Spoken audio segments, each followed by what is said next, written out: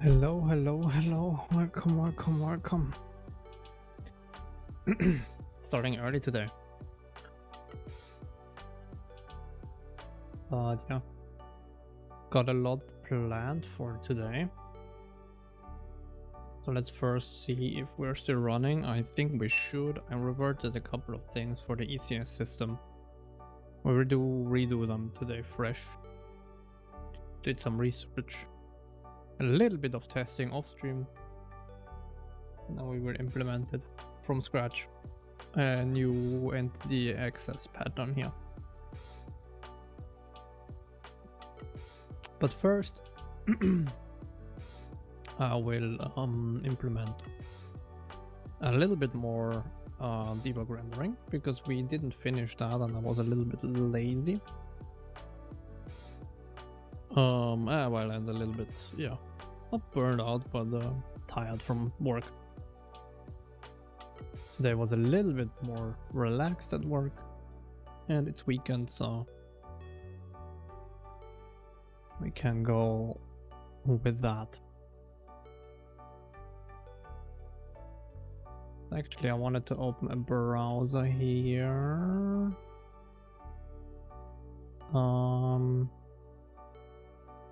Let's go in. I always forget it. And he has here a like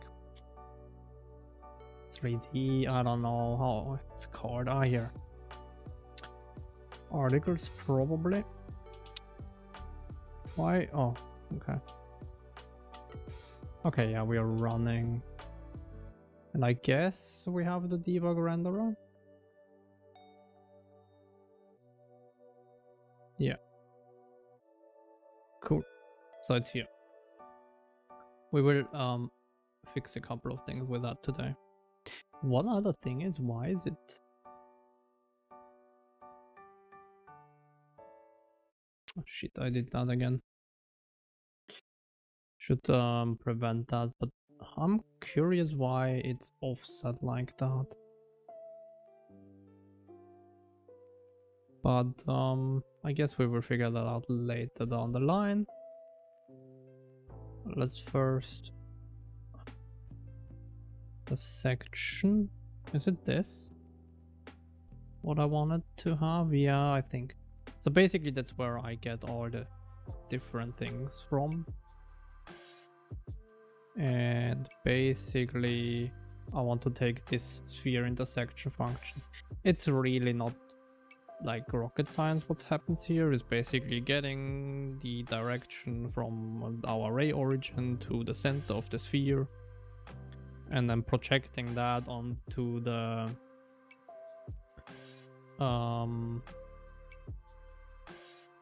ray direction, so that then from that we have a point on the ray direction, like the center of the ray, basically the center of the sphere projected onto the ray direction, and from that you then can calculate the intersection points. Hello GD Bobby. It's basically the same that we already do, just a little more like optimized, I would say, but yeah. Debug draw sphere, and you can see that the ray intersection code I have here is already very much what it's done here. I think even I got like my inspiration from here. It's just that we are replacing this now with a different version, which basically does the same thing. It just gives us a little bit more data.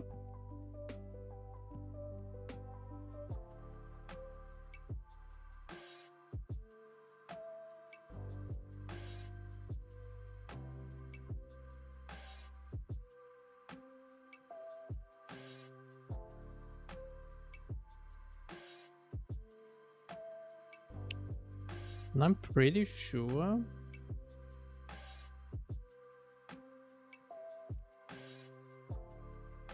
I want to return a bool here.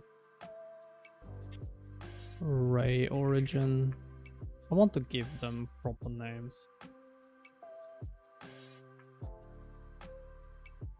Ray direction. And then I think I want. Jesus, that's not what I wanted. I want to take in the sphere here.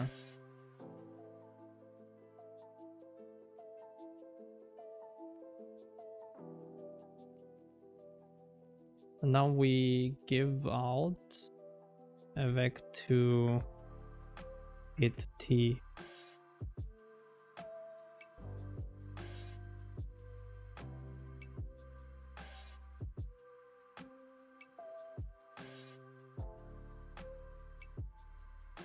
Well, maybe... Yeah, no, let's give it a vec 2. That's fine, I guess. Yank that. But actually, we could delete that. Hit T equals that. And then I think here we return true, right? Here we return false.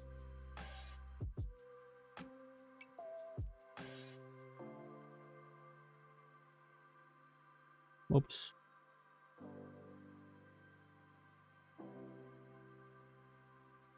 That's about it. I think the rest stays pretty much the same.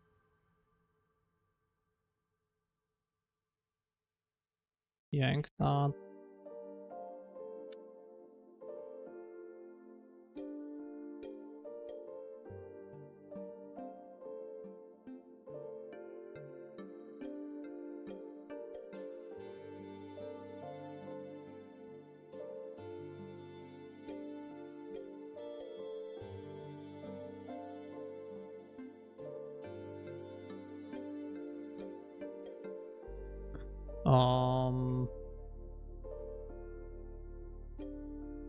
Basically, if the hit T is less, well, hit TX, I think he has that somewhere here. Yeah, exactly.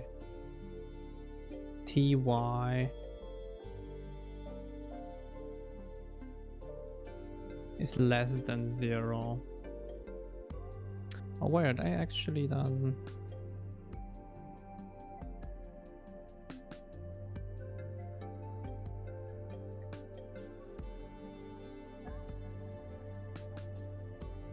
So basically, if our hit X is less than 0,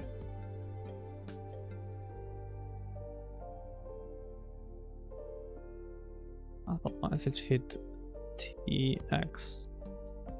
I think that's it, and then that's about, that stays the same basically here. Hit T. Hello, what's up? Sorry, I was looking at my other screen. Let's see. Might have made a mistake.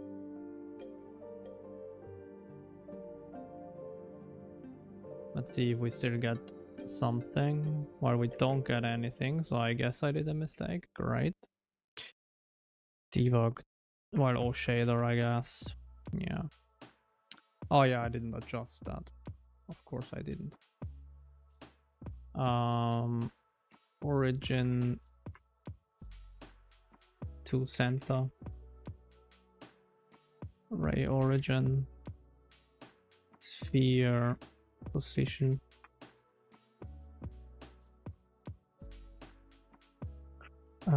Origin to center. Change that. Ray direction. That is our, basically our projected thing, I think, but it's okay. Change that to origin to center. That one is that, and that is our, oops, ray direction.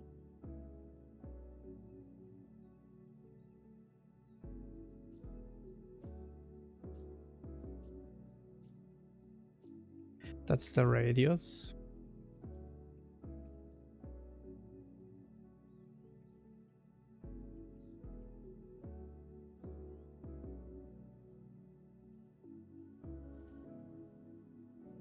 think that's should do the trick. And that got rid of one square root as well, I think.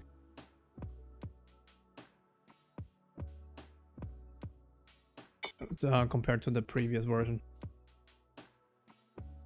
I mean, I guess I could click here and should see a shader error if we have an error.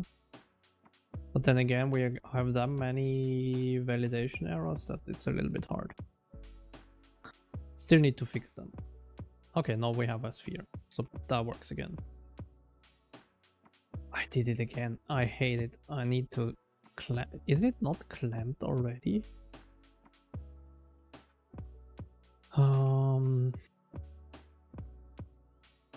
Sphere collider. Oh, that's supposed the wrong. Sphere collider. OCD. Is it not? Oh, it's not. So I guess min is 0.1 f. Let's do that, I guess. Let's see if that works even.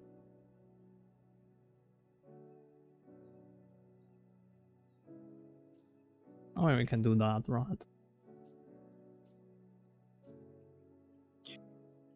Where that build even?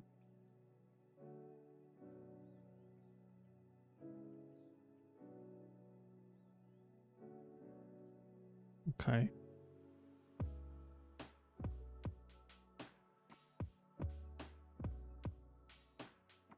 But isn't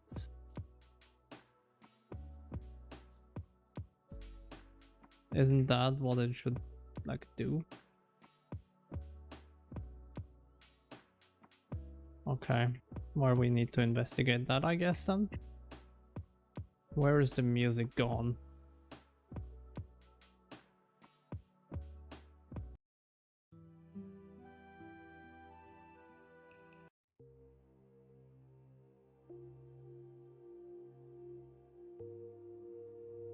I don't use unions usually. I think if you want something like a union, you could do isn't there a C++11 thing that you can use for that?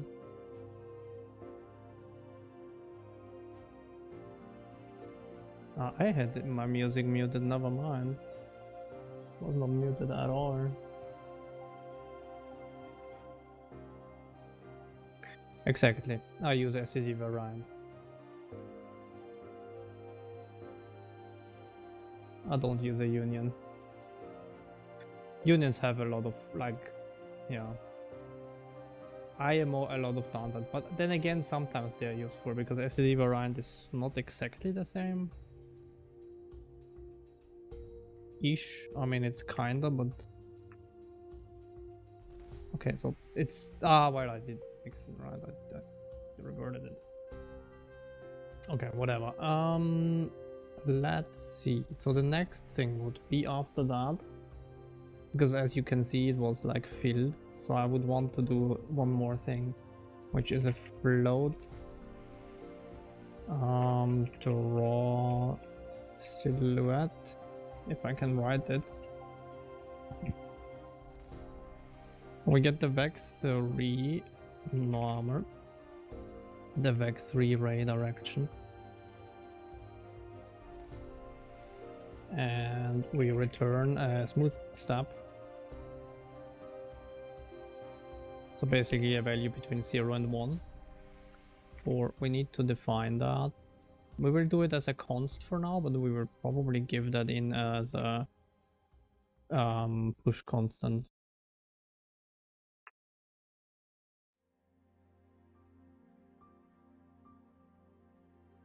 Let's do 0.1 for now. I'm not sure what a good value is, so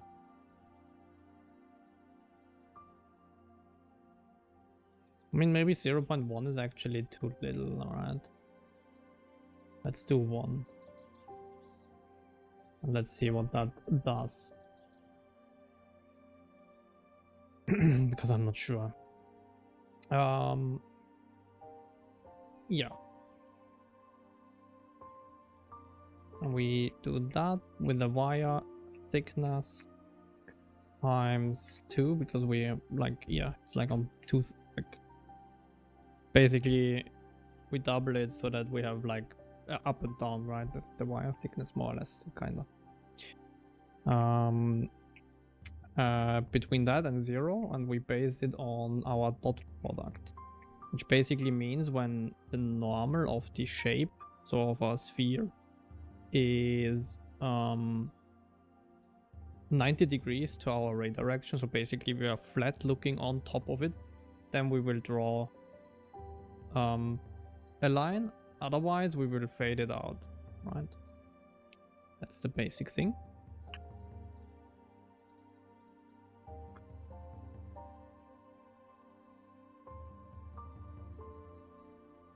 So basically that gives us always the outer ring of the sphere.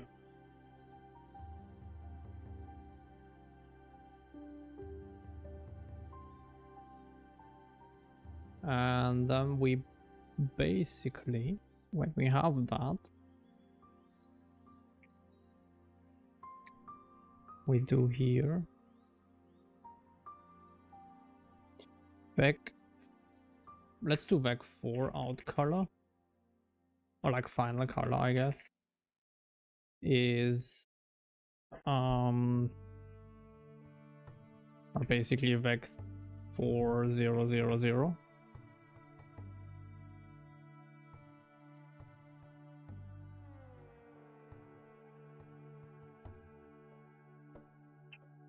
And then what we do is we mix that basically. So our final color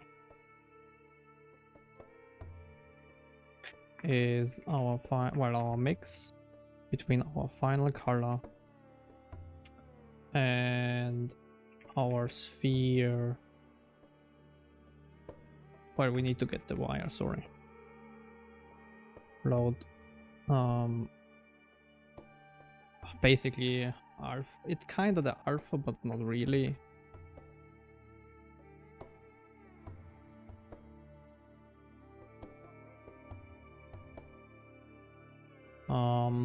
With our, or the normal we need to calculate, and this is our ray direction, right?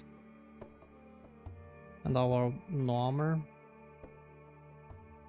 is basically vec3 hit pos is our ray origin plus our ray direction times closest t. And then vec3 normal is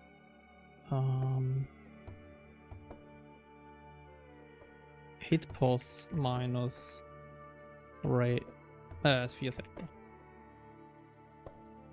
and then we normalize that, and that should be our wire thing. And then this is final color, or our sphere dot color, or which we need to do like that.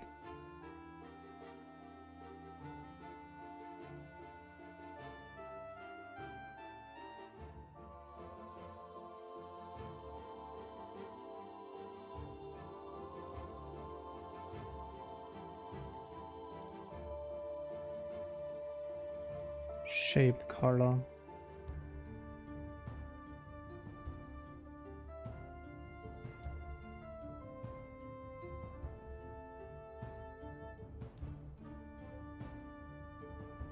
And wire thickness. Hey.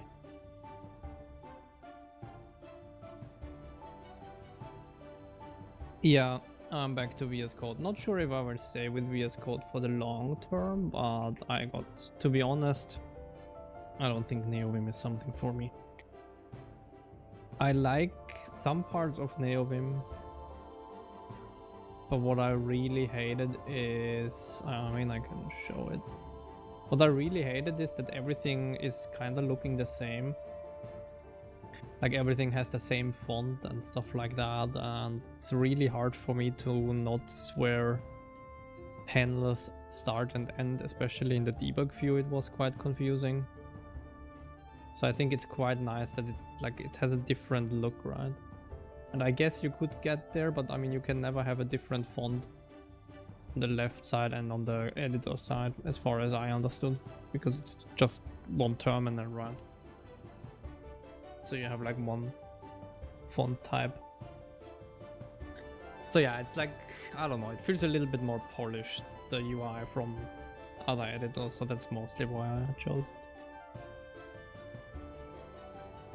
If you're using the graphical Vim thingy, it should be resizable. Okay. I mean, maybe, but then again, I don't know. There's another thing. I mean, I can talk about it. I can't show it. Because I was curious to try out. Is it not? Is it rendering and we are not seeing it or what? Oh yeah, we are. But it's like barely there. Okay, I see. Yeah, but I'm not sure if I want to do that. But yeah. One thing as well, but that was more at I tried running NeoVim at work, where like the engine of the game project and like the game project itself, it's comparable of the size of like probably an Unreal project. And just doing a telescope search, right here I have 5,000 files and it's like instant telescope. But the company project is like were like 20,000 files or something like that.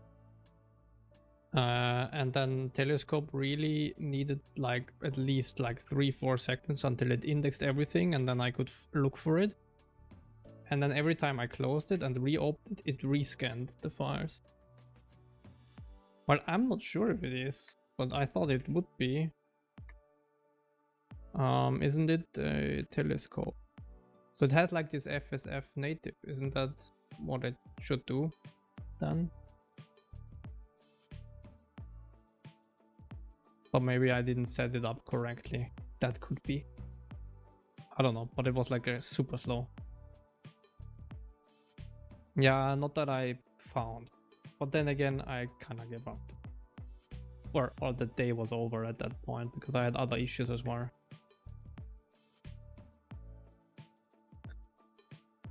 So yeah. Well, it's details. It probably, I mean, it's very unlikely that I have the ability to do at work that anyways, for other various reasons.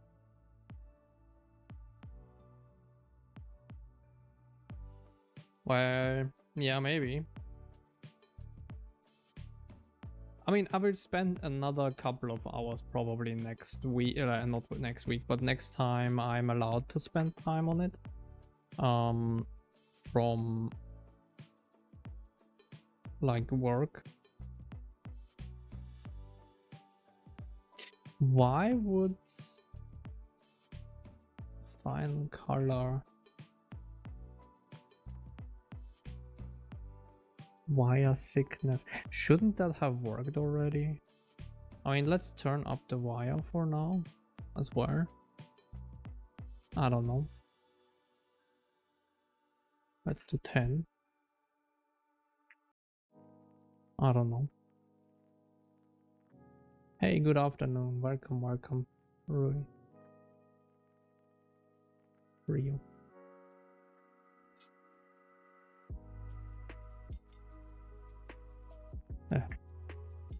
No, it's not. I didn't make it gray, right? Did I?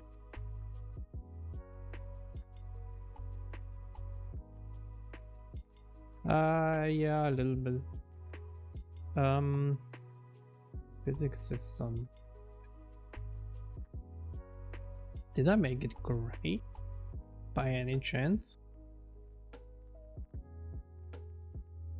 Wait, where is my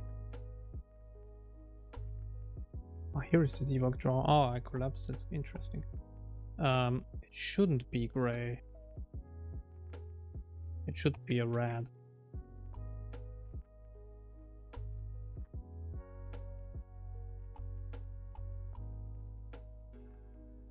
I mean, let's see. Maybe we do 1.0.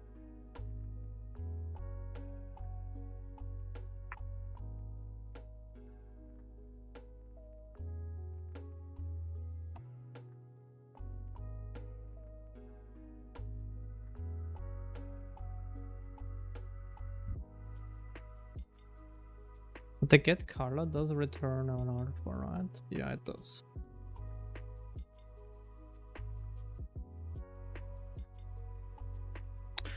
My opinion, that should work, but let's see. I don't know.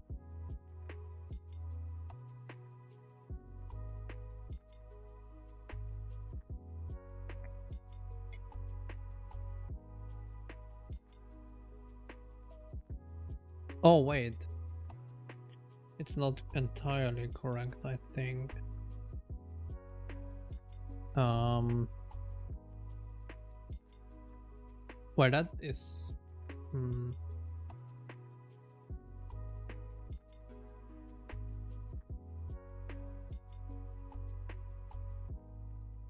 yeah, that's not entirely right here.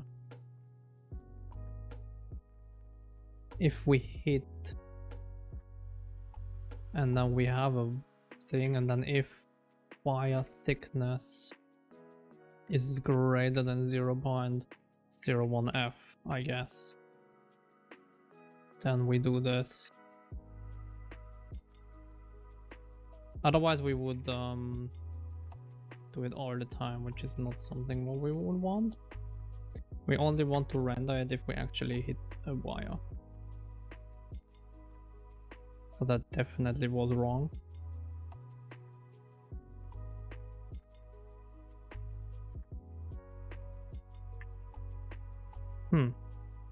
Are we compiling?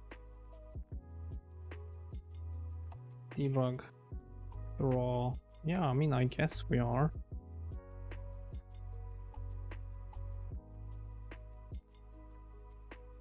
Because we're not outputting any errors here.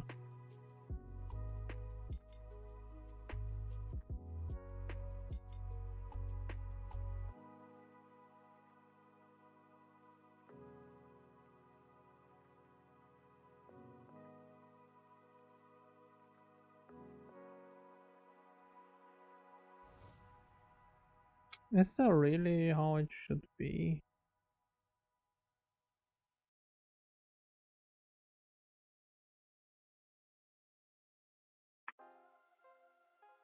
Where?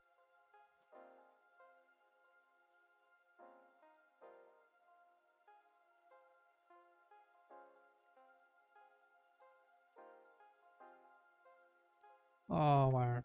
Okay. Hit, hits.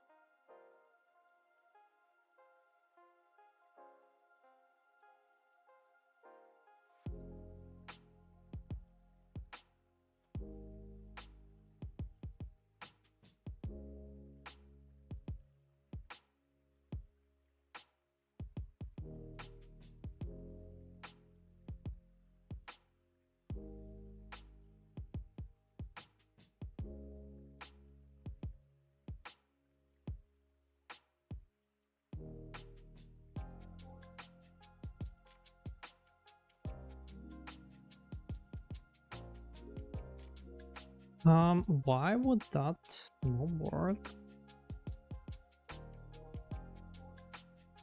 Isn't that how it should be?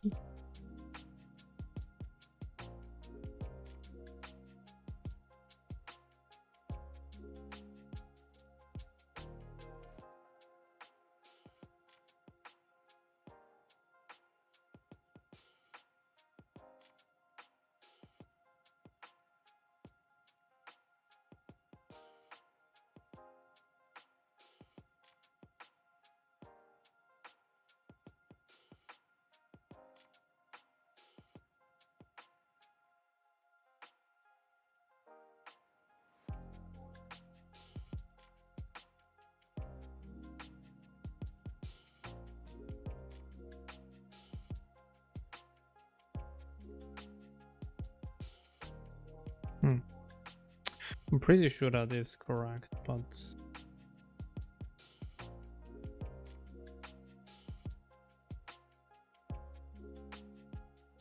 then this.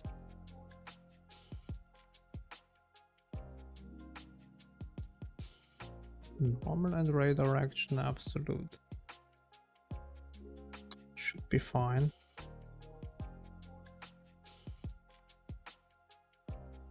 Let's bump it up, I don't know.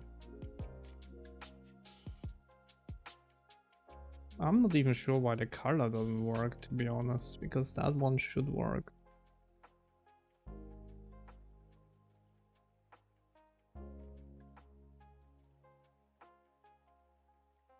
Okay, well, I mean, that completely killed it, great. Oh, okay, now we got it. Oh, yeah, well, I killed it because I... Oh. That one is hit, well, that one is hit T. And then... if we hit... then we do that. Oh, wait. That is a problem.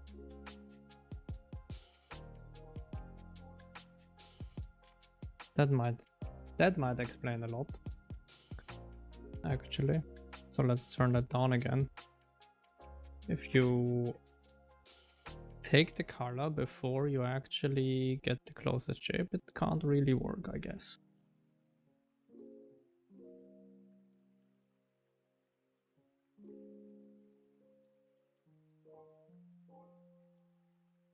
Well, okay, I guess we still have an error.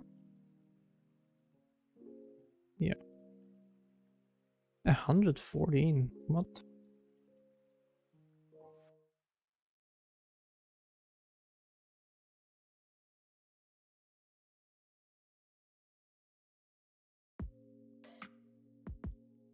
Oh.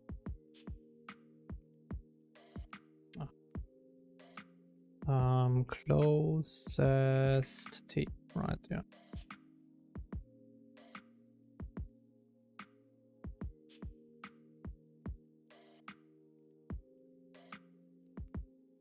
Cool. So maybe if you type it correctly, it actually works, I don't know.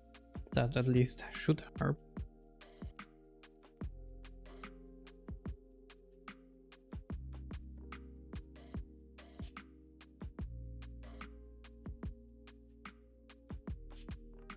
That was not what I wanted to do.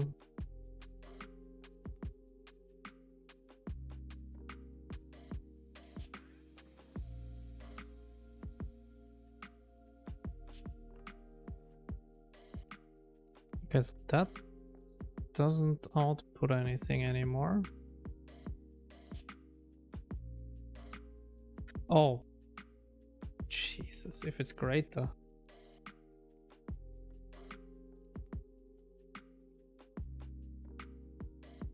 Stupid me. That was of course the wrong way around. Because we want to draw it if it has a wire, not if it doesn't.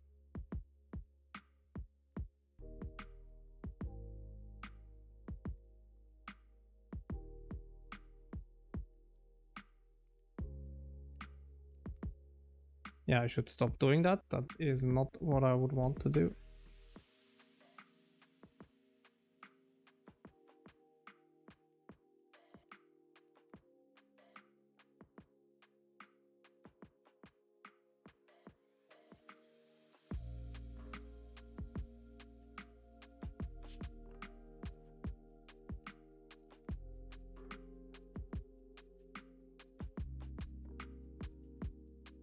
Why would that not work?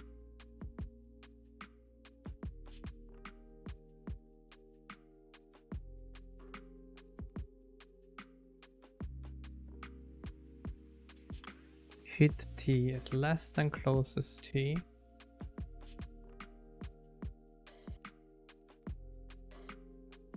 Does that maybe need to be bigger? Is 100 maybe too small? because we basically are very close.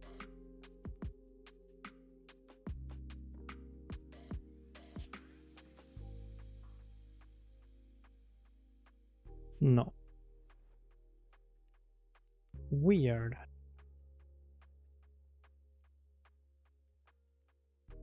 I'm pretty sure that should have worked. There's another article that I wanted to look at. Well, actually, maybe here. Is it here? No, it's not here.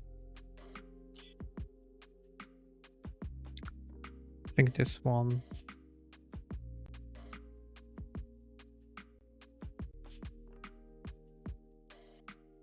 Well, I guess we can do that. Is the sphere normal?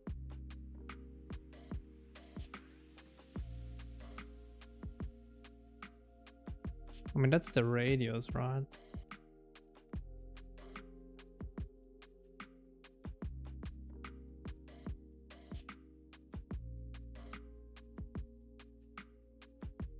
That should be fine.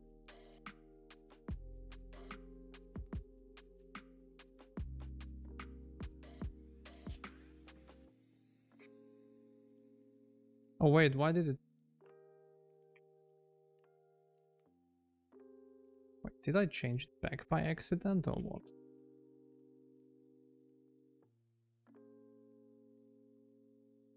Or am I stupid?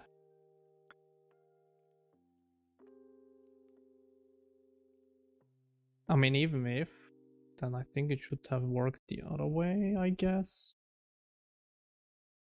Oh no, there it is. Okay, I mean, not quite how I would want it, but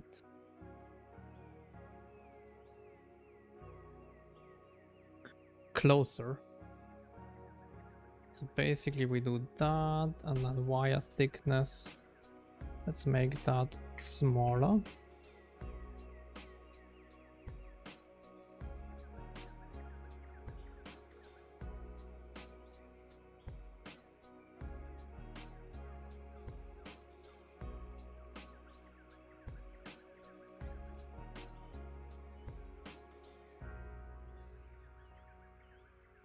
Failed to pre-process shader, great.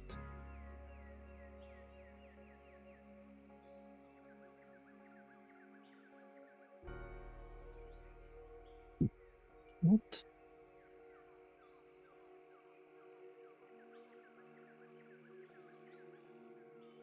Did I break something? It looks like I did. Oh wait, why did I do that?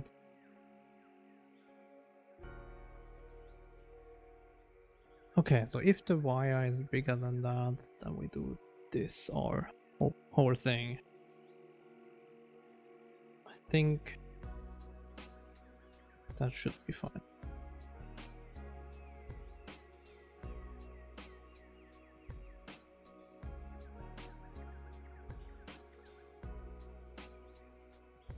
Okay, yeah.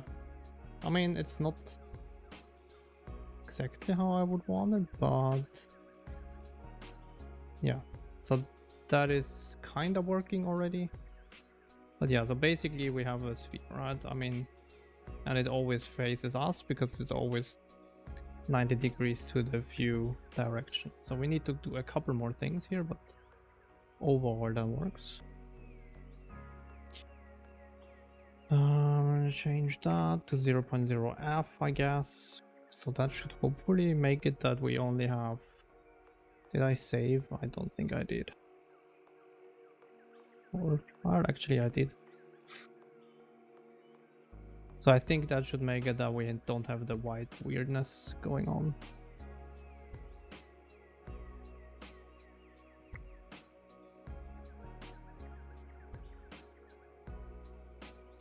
How about we have a black line here? Why would that be the case?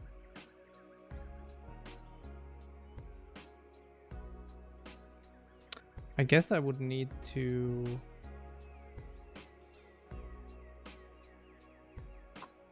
I'm not sure actually.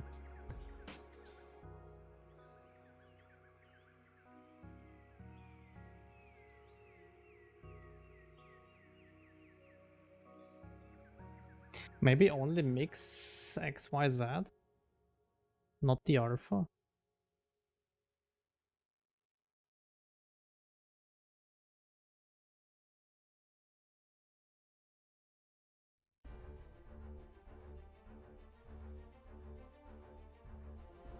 Is there a way to get the current Carla?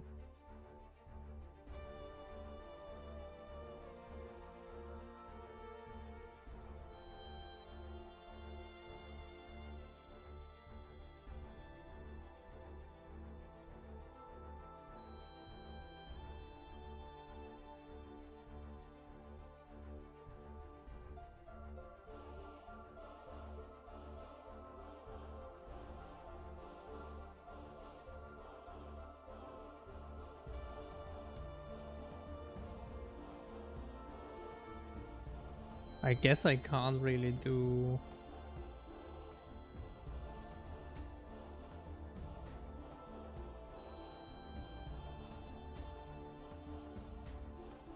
Guess I would need to sample.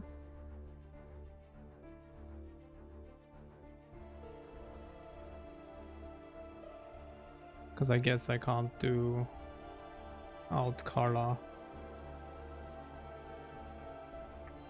like that. I don't think that will work, right?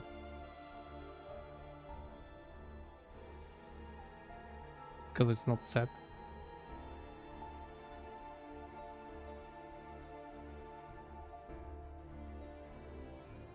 It didn't throw an error, so that's something.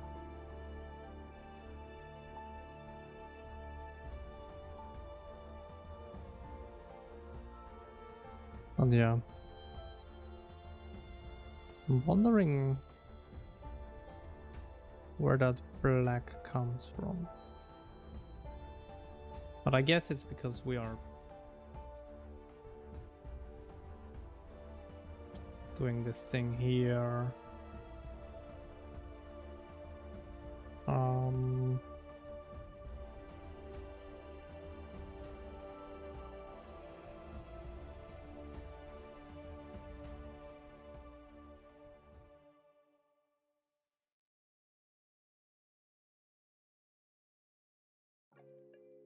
Yeah.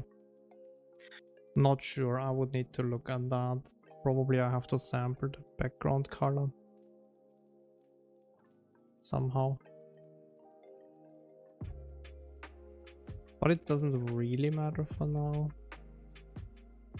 Let's continue with the other stuff I wanted to add. So basically we do that, but I want to change this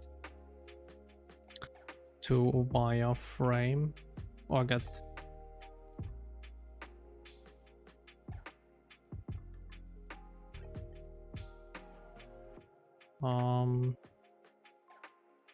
for basically I think the hit normer, I guess, would that be? So let's change that.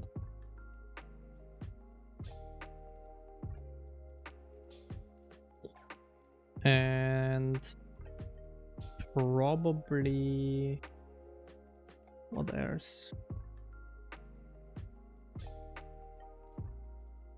Yeah, basically just the radar action in this case. I think that's fine.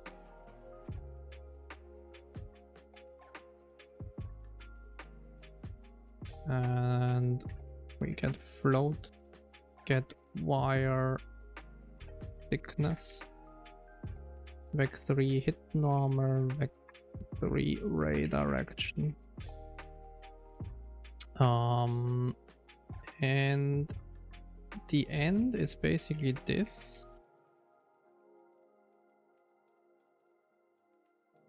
Where?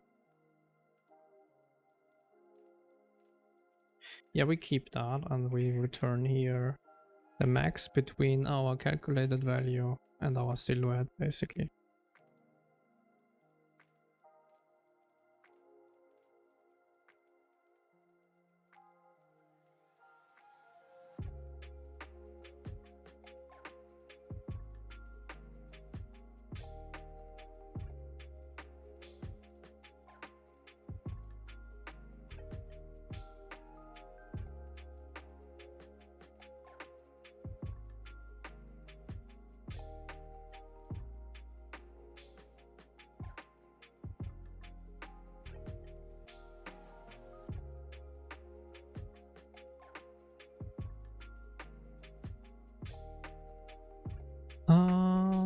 let's rename that. Oh, that didn't really work. Okay. Guess that doesn't work in this shader editor.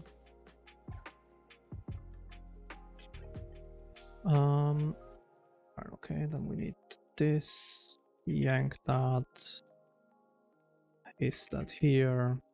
All right, and then we do two things. So first of all, we get our float. So we basically convert our normal, our hit normal, into spherical coordinates. So we do our hit normal z and our hit normal x. So that's basically normal. Where did I mistype that it did that? All right. And here our x. So that is basically the equator line. Well, the equators are like the x coordinate in spherical coordinates. And then we do the same for the latitude, basically. Is it latitude? No, longitude. Well, yeah, one of the two. I don't know. Always confuse the two, but the vertical one, basically. And we need to clamp that between that just to be sure. It should be in that range, but just to be sure, we clamp it. And then we get a float equator grid line, basically, more or less. I mean, equator thickness, I guess.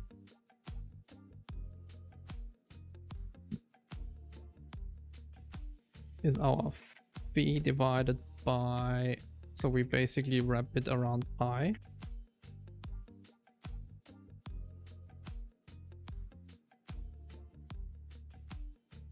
So around the sphere, basically. And then we scale that, so that's a value between 0 and our our grid size, which we don't have yet. The grid size is basically how many lines we do inside. Yeah, grid size, or yeah, and we can do that to 12 for now. That could be an uint. I think 12 is fine. Actually, let's go down a little bit. Don't overdo it yet. Let's do 8.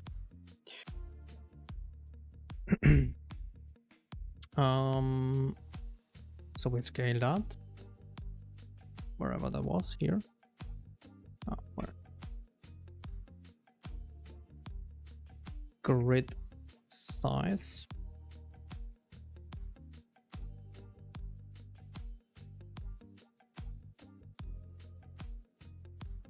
Right, and that's I equate yeah, let's do that. And then that is the opposite. I mean, I guess we could as well do latitude, longitude.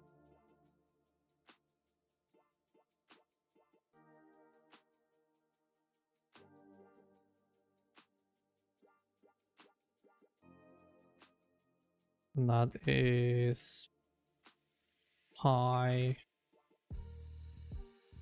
times 0.5 f.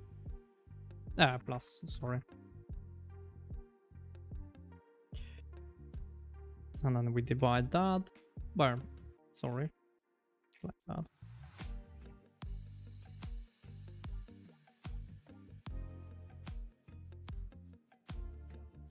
And then that times the grid size. And then we have basically another float, which is now basically our grid, or our wire thickness, I guess.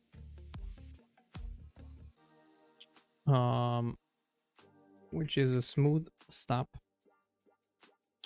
between our wire thickness times our grid size. Because basically this is like scaled, right? So we need to scale it accordingly. And 0.f And then we do min here again, and that is very similar to this here. So we do an absolute, but now we do only the fractional part because we want to only get, like, we want to break it up, right? We don't want to do the full sphere. We want to only do it on like the fractional parts that are interesting for us, which is based on the grid size. So here latitude plus 0.5 minus 0.5. So basically on 0 we will do it, right? So we are trying to find the 0 point basically. Now we do the same thing, frac longitude as well, plus 0.5 minus 0.5.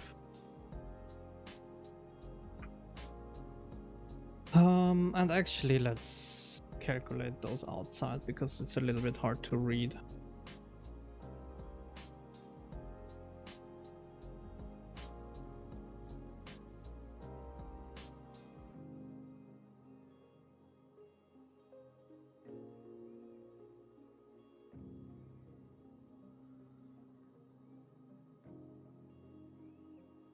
It's not really the thickness, but it's fine, I guess.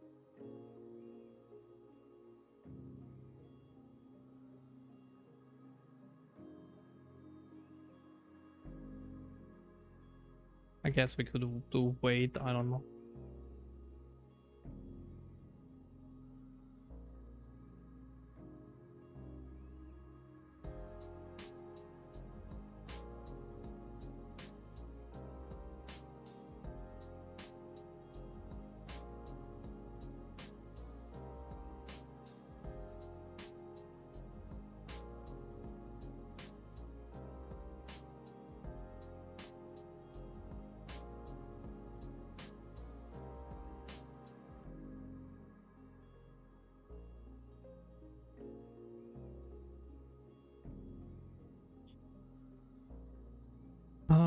And then yeah, we do that basically. That says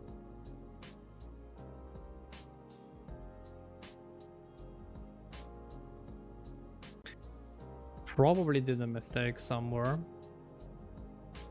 but let's see. Did we get a shader error? Of course we did, right? Yeah.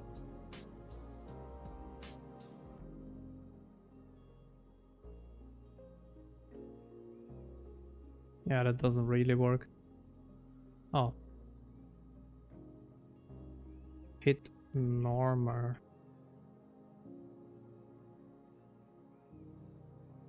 Oh, and we need pi. Did I not define a pi yet? I guess I didn't. Let's copy it quickly from my notes. I have some notes, but not really a lot. But sometimes I am prepared. Not often, but sometimes. We need to probably define that somewhere common. I thought it's in common already, but I guess I didn't. Yeah, of course. 83 unexpected right parent.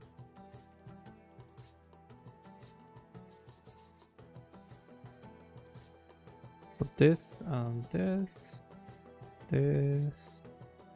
I guess that one is unexpected then.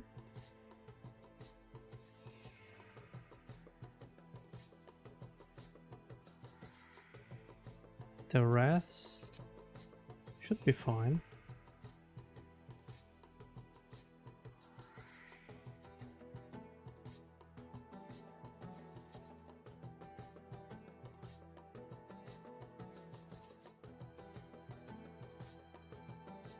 Or it might actually be that it's a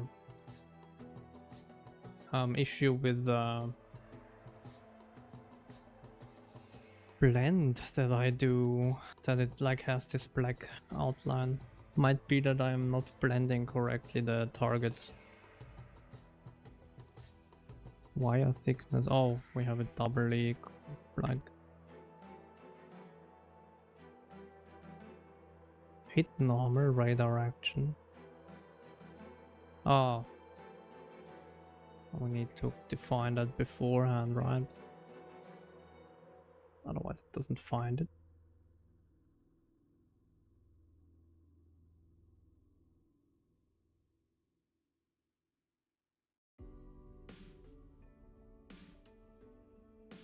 Oh yeah, there it is. And we have a sphere. We don't have the right blending yet, so it's like looking a little bit off, right? And it's like way too thick. So let's replace that with 0.2. Let's see if that makes it a little nicer.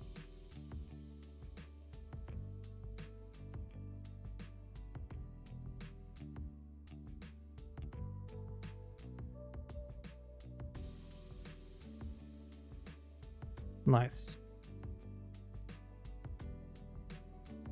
I mean, not really yet, but a little bit better. I think it's still too thick overall. And I think this is a blending issue, to be honest.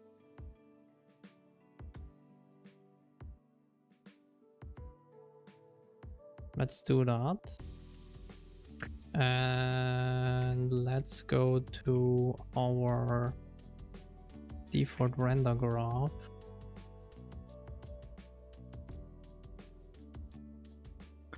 Do I not have blend here? Thought I do have that.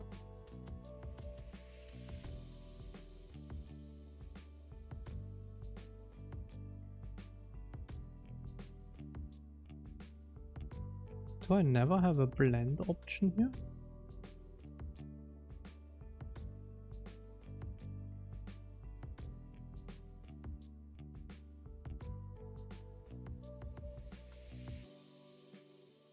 Really?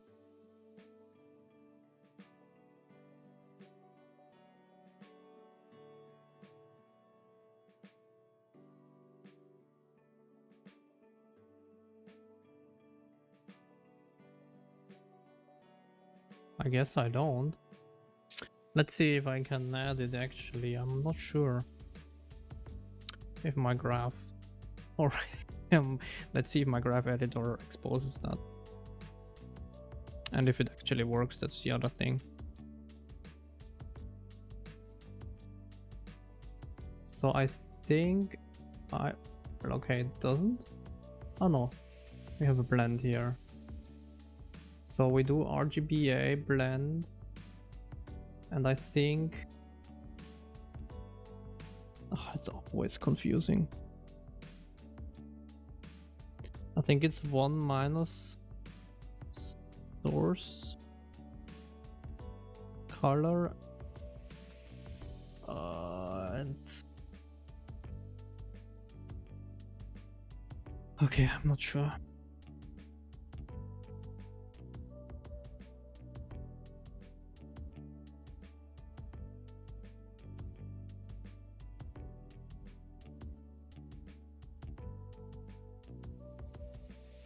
Okay, so that is 1 and 1 minus source alpha.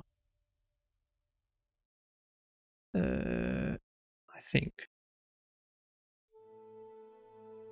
And then alpha is as well 1 and 1 minus source alpha.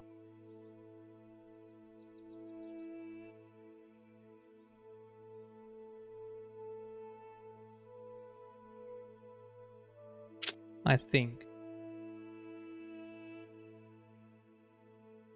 Potentially. Let's see if that even works. That's the other thing, right? I think I've never actually saved something like that.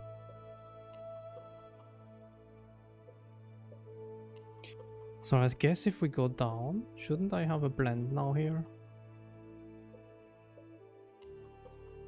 Why that didn't work? Am I not outputting that?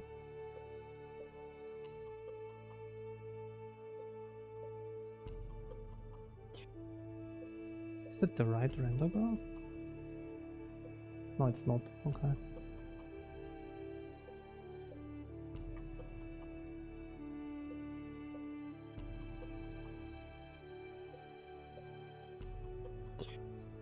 Default O render graph. Oh yeah, there it is. Maybe. Or it crashes. That would be the other option, right? Okay, it didn't crash at least.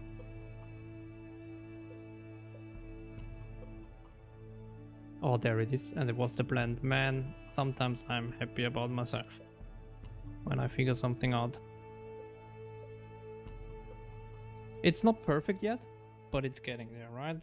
Because we are still culling our own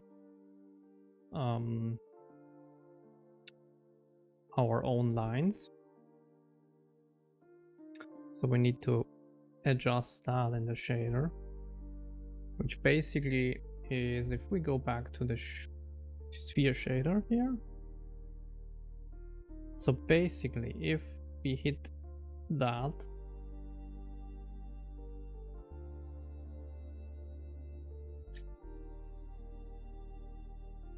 yeah, so we need to break up this a little bit, which is basically if our hits.x is less than 0.0f, that means we are inside the sphere with our array, so we only can have one hit. So hit t is actually hits at y. Well, actually, let's do it then different. Let's add that to hits y already. And if hits is greater equal to 0.0f, then we do something else, which is basically vec4. No, let's do float wire thickness is that. And then if, well, we get our wire thickness, so basically we do this.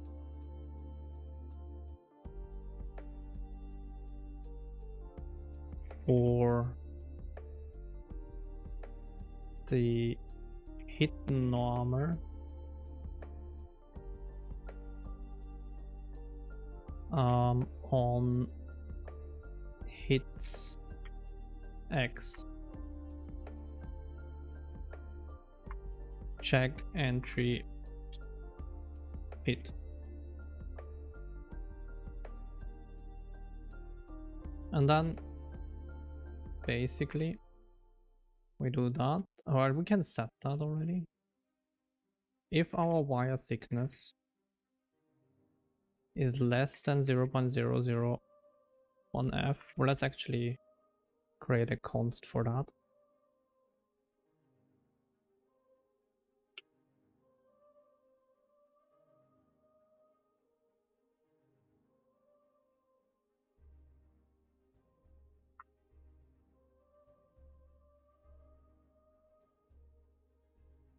Wait, do I have that maybe already?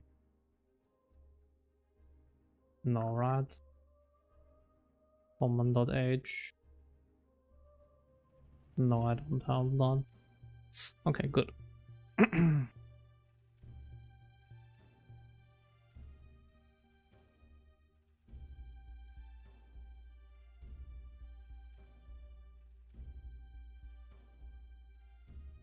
No, that is fine here. This one. Epsilon. Then we need to do something.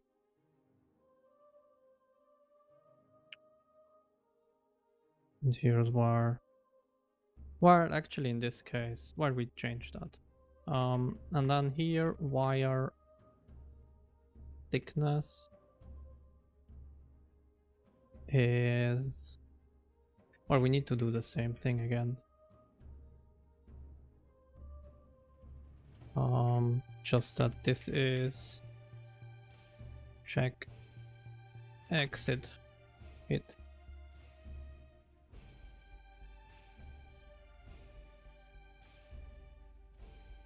So that is our wire thickness. This is hits.y.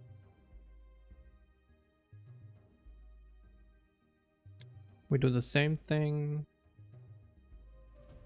And that's about it.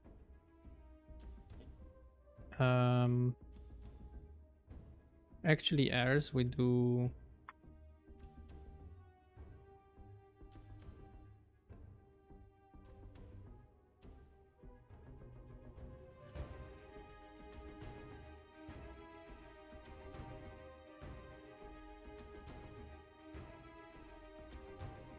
I think we should probably do that as a helper function. Or like move it into the get wire thickness or something like that, because we copy pasted quite a lot. Which is probably not the idea, but let's first test it and then let's adjust it later.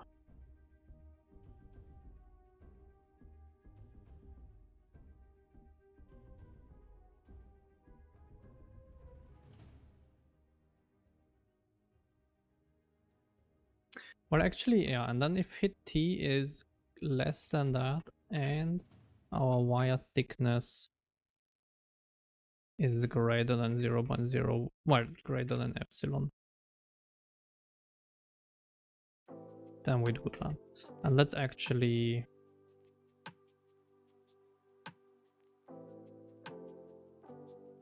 so this we delete. And I think the rest is fine.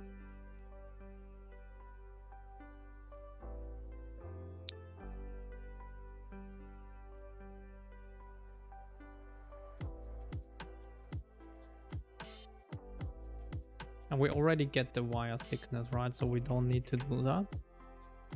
Don't need to do that. Don't need to do that. We can move that out again.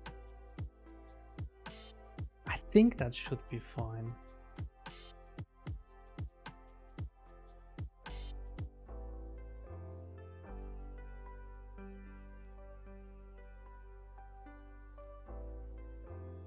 And I guess... No, I mean, we always hit, right? So...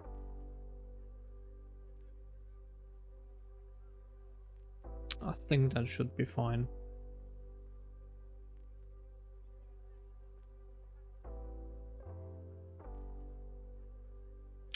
I guess what we could do already is early out here. If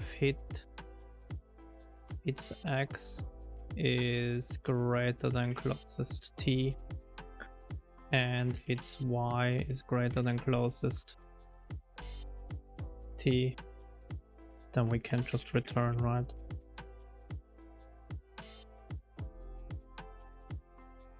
Although, does that really matter? Probably not.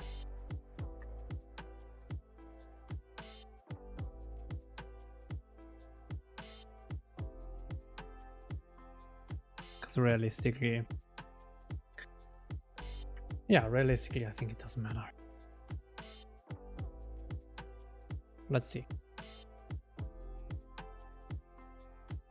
Probably did a couple of mistakes again, so we don't see anything, right? Oh, we do actually. Nice, and now we have the back face as well, right? So that looks already pretty good. You have it like from the top as well, right? Everything looks pretty nice. We could maybe make the lines even thinner a little bit. They are maybe still a little bit thick. I don't know.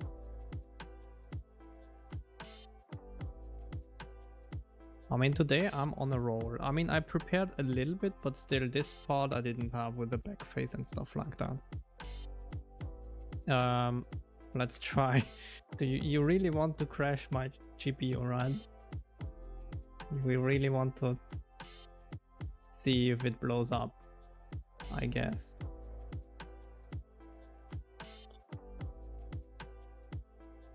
Let's hope for the best.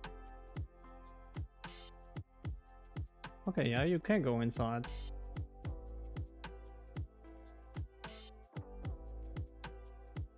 Of course you can go inside. I never doubted that any second. I was confident that this would work. Totally confident. Cool. So that works. One more thing. Well, let's actually make this even like thinner. I think it would be nice if the lines look a little bit crisper, right? So let's see if that makes it, because I don't really like how they look like blurry.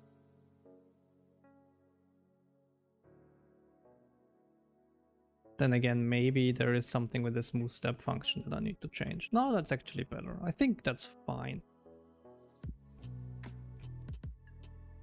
I mean, maybe I can make something with smooth step function too. Make it a little bit... That is a little bit odd. I would have thought this would go through the middle.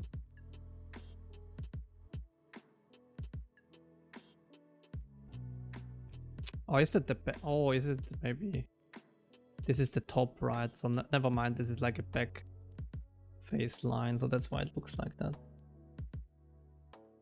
I mean, probably it's exactly 1 pixel would probably be still doable, right? But I mean, it's probably hard to see then. Like in the distance, it would be really hard to see, I think.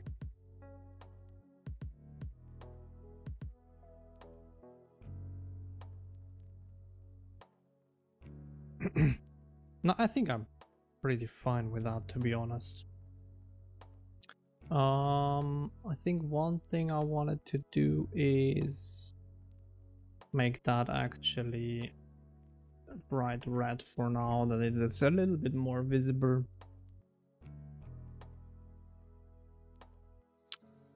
And then I will add 2 more shapes.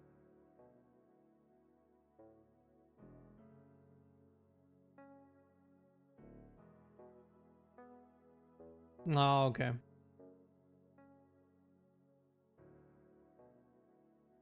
Yeah, I mean, that could be interesting. I think that should be doable.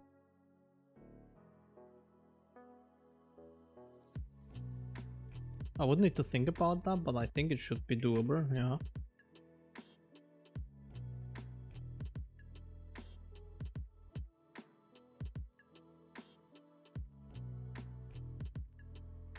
What I'm not quite sure... Actually, no, never mind. This is in the center now, right? Yeah, okay. So I think it works fine. I think the gizmo is off.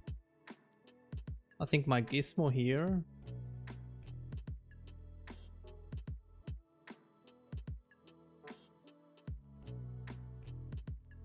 is off. I had that in the past. I think this gizmo, like what Imgui is drawing, I don't think it's correct.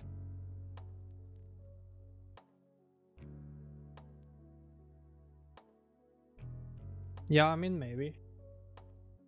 I will look at that. But overall, I'm pretty happy. Let's see. I do think I wanted to do one other thing, which is test one thing, which is we push another one here with half the radius.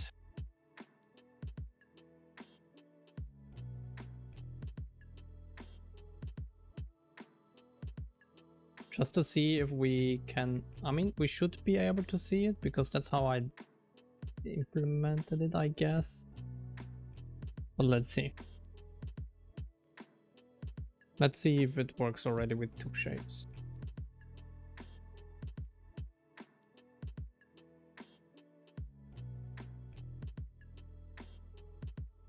Well, that didn't work.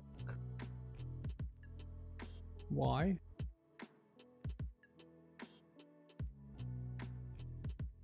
Did I not? No, I should be. Oh, no, wait, I'm not maybe sending the instance count. Debug draw system.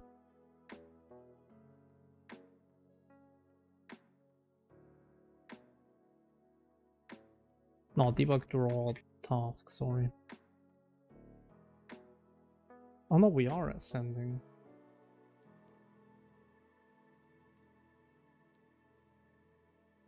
The instance count here. So I guess that should work.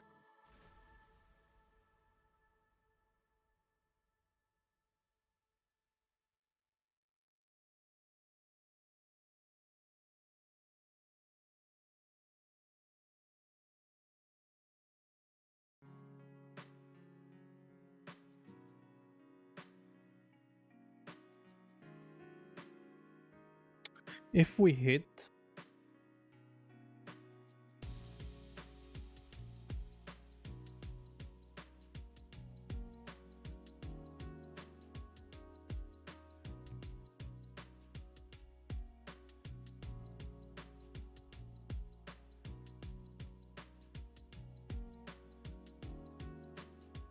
shouldn't that have worked already? God damn it. And we can't even really debug that because we don't really have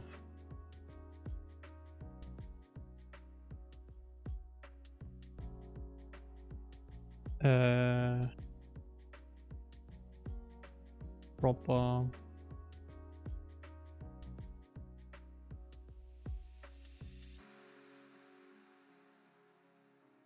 we don't even have a proper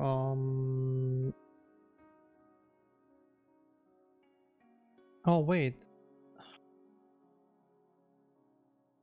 did I break it? No, wait, actually I think I might have done it wrong because my color is currently not how I would want it. I think this was the alpha and I need to do this, maybe. I think the last one was the alpha. Probably. Because, well, actually I'm not 100% sure.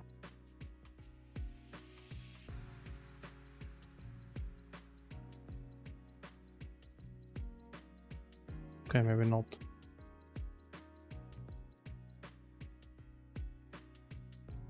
Why would that not work? Draw sphere and place back.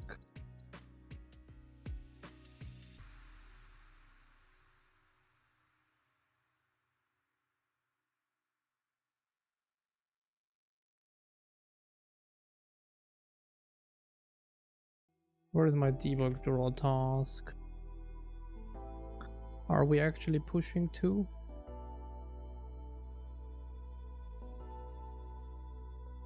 Yeah, we should be.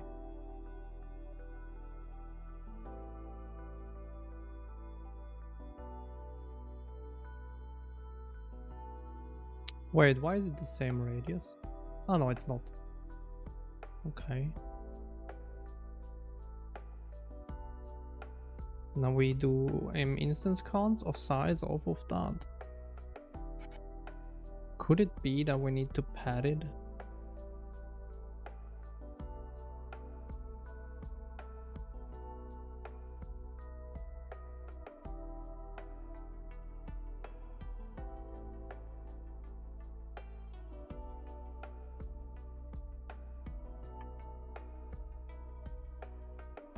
Or we could do padding 3.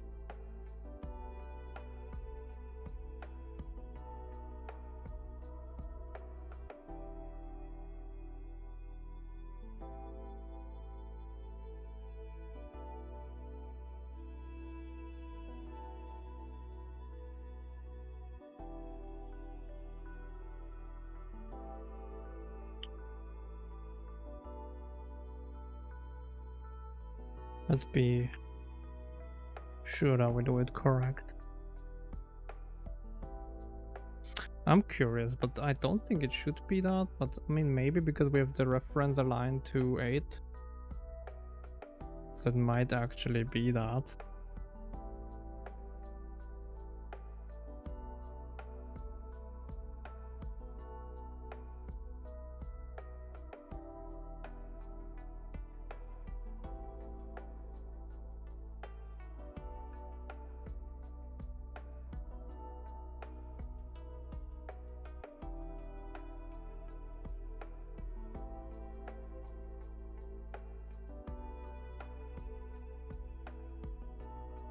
Yeah, okay, it was that. It was the padding.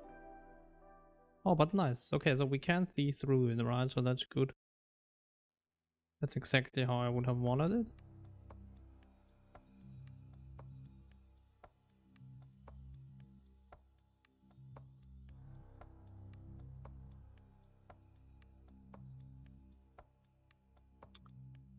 Nice. The question is, can I get without the padding? That would be quite nice, right? So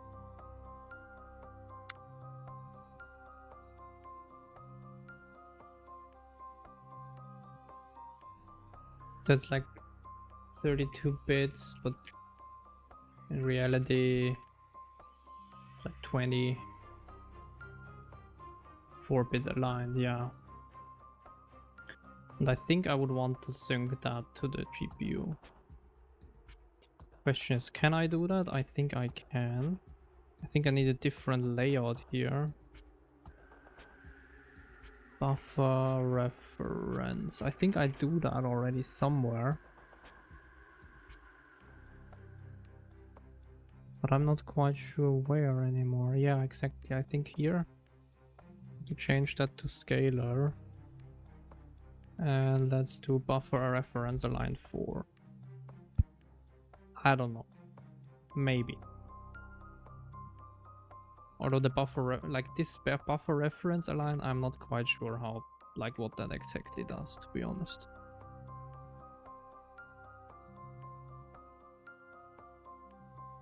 But I think the scalar is good because it basically says don't use any padding, I think, as far as I will know.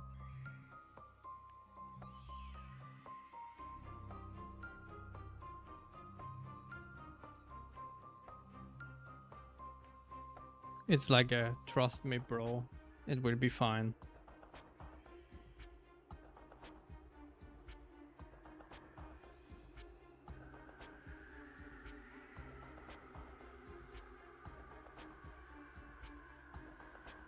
Because that would allow us to pack it a little bit tighter. Yeah, perfect. No padding needed.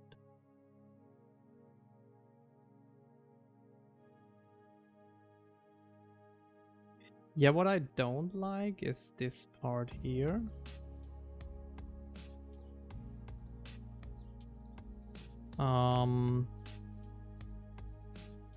Which is curious. Why is that even a thing? Because shouldn't this line be on top of the other one? Or technically, no, actually it should be. So there's still some stuff with the ordering wrong. I'm wondering why.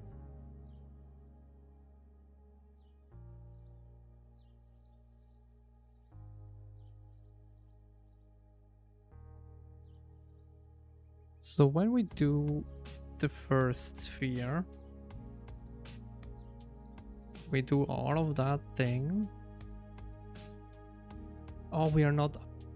No, we are. No, we're not actually.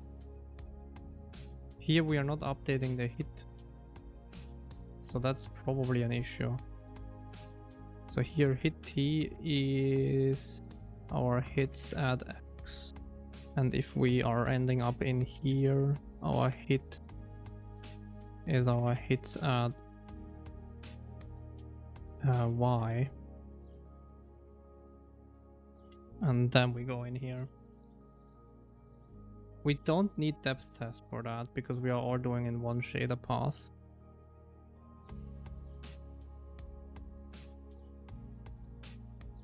Well, okay, I guess I made a mistake. Of course I did.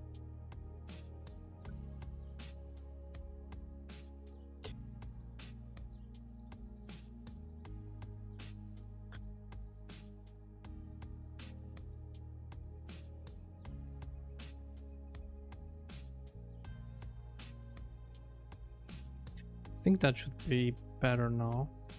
Yeah. So now this goes on top, right? Yeah. So now the depth works.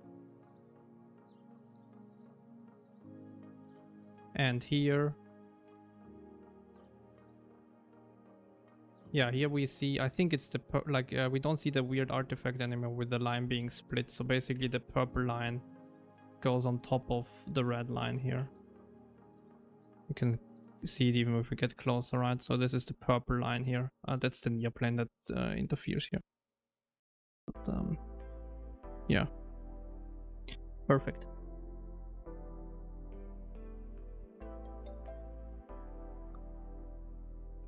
It was me not setting that correctly.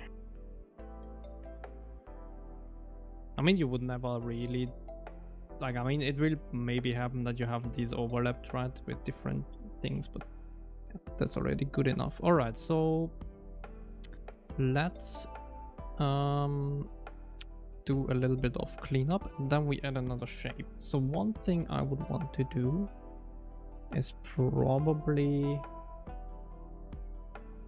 take here in a debug sphere and do we take the hit normal? So what do I calculate always here? No, I think I take the ray origin, the ray direction, and the hit. I think. So we take that. Take the in vec3 ray origin.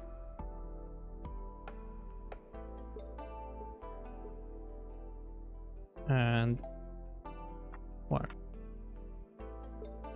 In and in, well, yeah, whatever, but float hit T.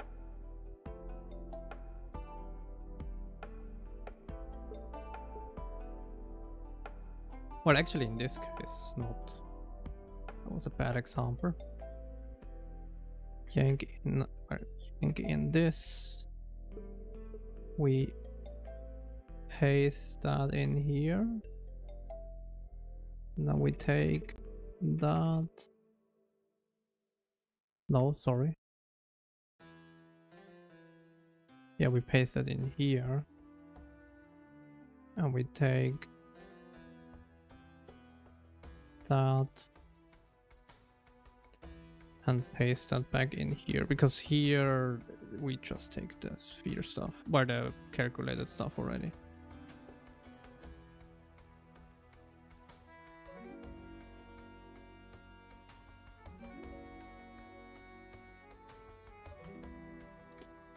So basically here we calculate our hit stuff. So we take this.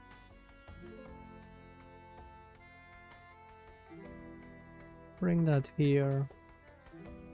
That is our hit T.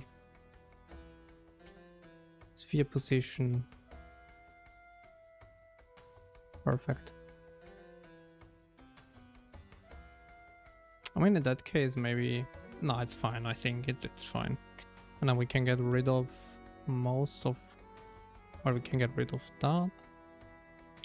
This is our sphere. Then we do our ray origin.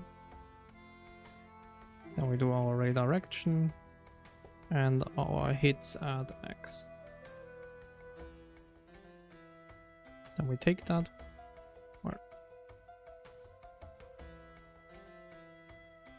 Yeah, then we take that.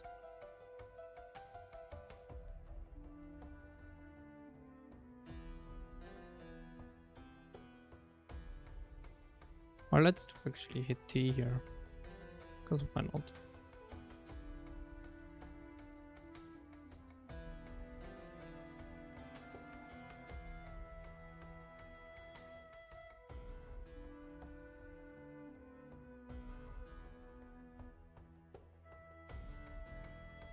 Can I optimize that somehow?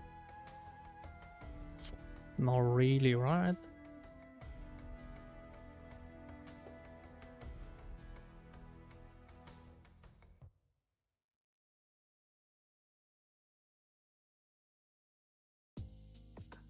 Well, I guess we could.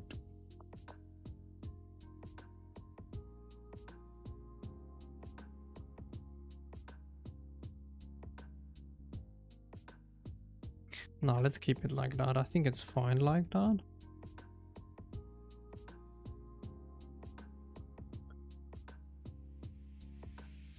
Now we delete that.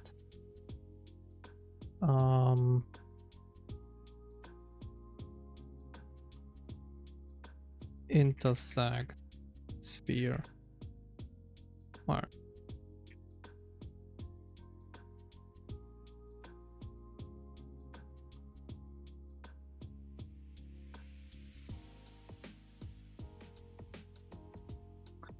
Jesus. Intersect ray origin, thank you.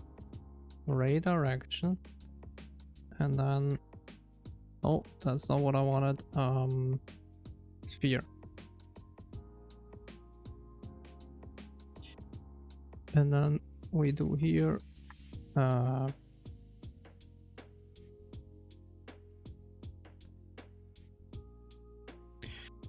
mean, probably a bool intersect.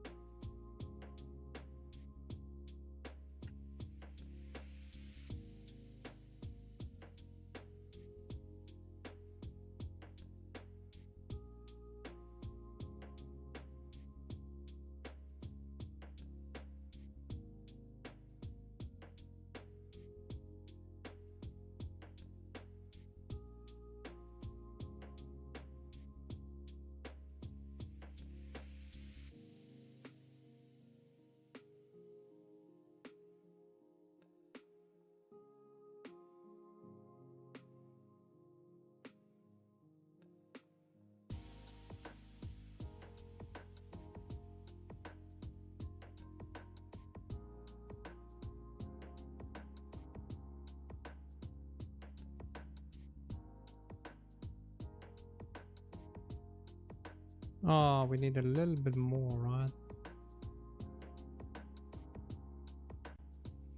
In, out, float, closest T.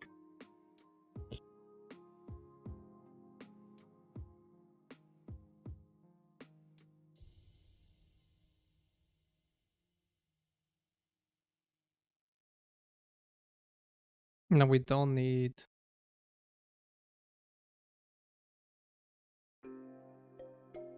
that, I think. And here we return true. Here we return false.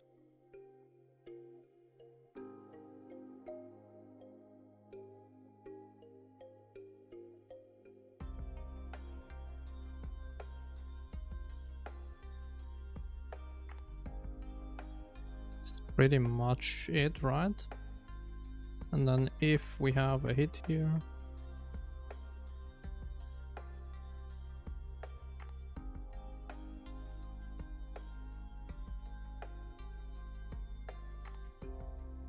closest index. Well, actually, do I need the closest index? No, right? Just need a bool has hit. And that one is just false.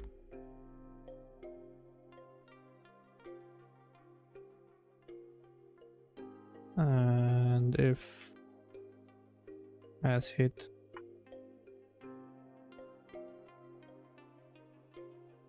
is false, then we discard.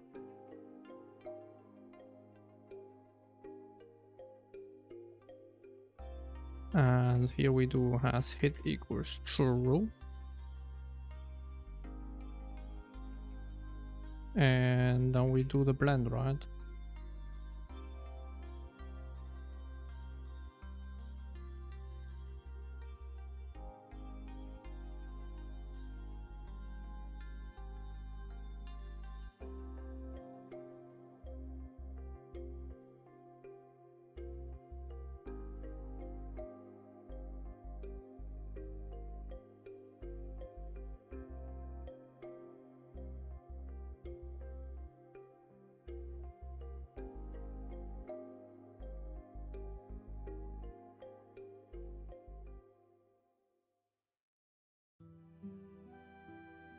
Oh, but we don't have the wire thickness here.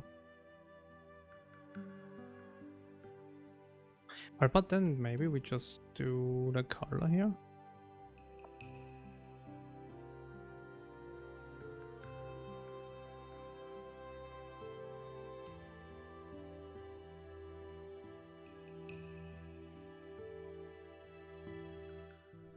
Well, actually like 4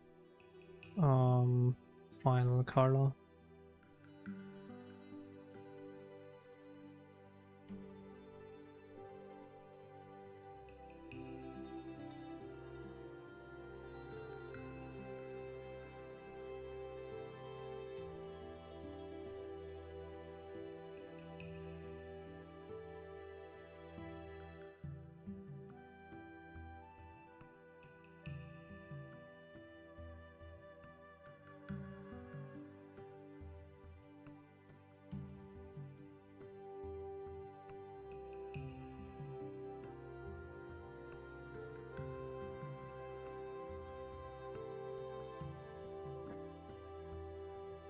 Well, I'm not, yes, that is true, but I'm not rendering a mesh. I'm tracing the sphere myself. I just have a function that defines the sphere in space, right? I don't create sphere meshes. Otherwise you are correct, yes, it would just be... If I would have a mesh, it would be just a flag. Then it would be in the pipeline properties. Pipeline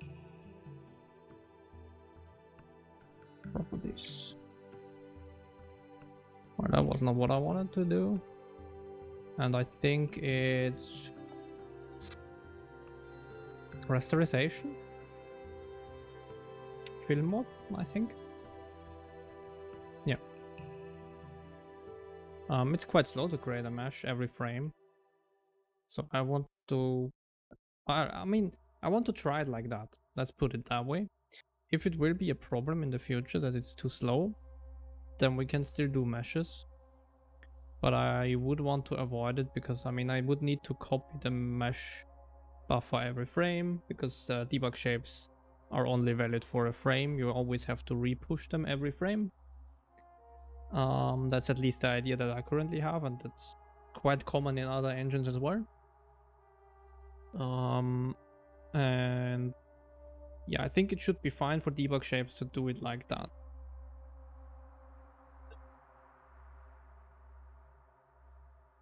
But then again, let's see. Does that work? Can I do 1E9 like that? Or does that not compile as a shader?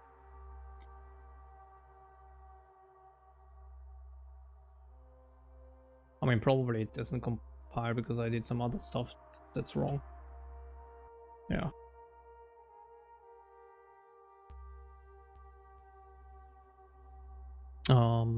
Or do I even need the closest T here? No, right? So why did I do that? And then...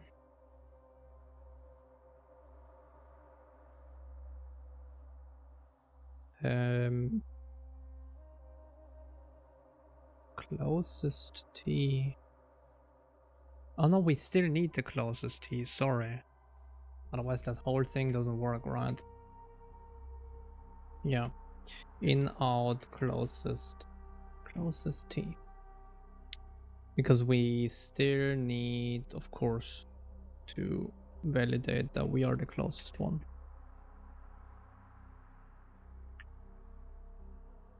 I mean, it does not complain, so maybe that's fine.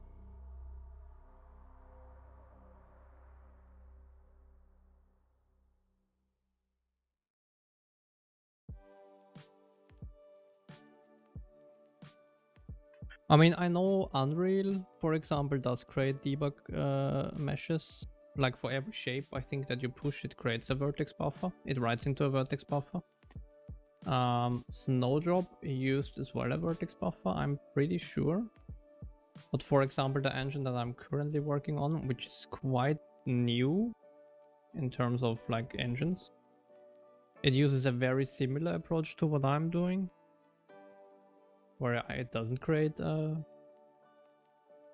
mesh buffer, and it just more or less ray traces the shapes, or like ray intersects the shapes, because you don't need ray tracing for this. But yeah, it's really, yeah, it depends, I guess, right? What you want to do. What is the problem? Why would you not like that?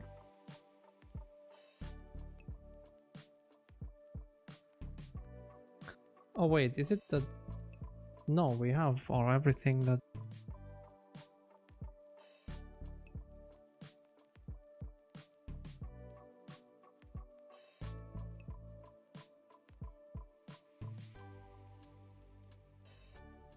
What did I break? I definitely broke something, right? I mean, but it doesn't really say a whole lot.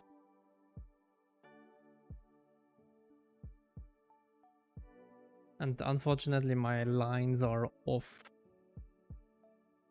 Always. So 107? Oh, maybe it's actually below? Oh yeah, it is, because my closest doesn't have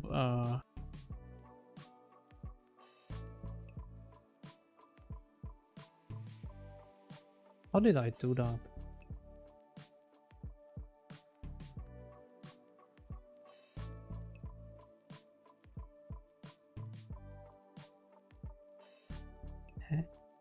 Okay, whatever. That was a weird search in. What, that I'm doing overtime, or what will you report? Because I mean, isn't it good? I work for free, I swear.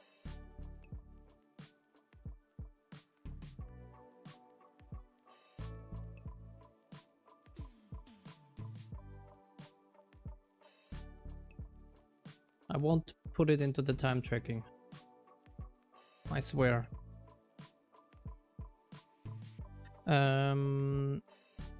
Final color undefined identifier.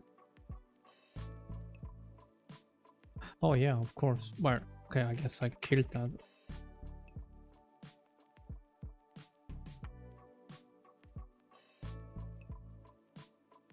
Not quite sure how I did that again, but yeah.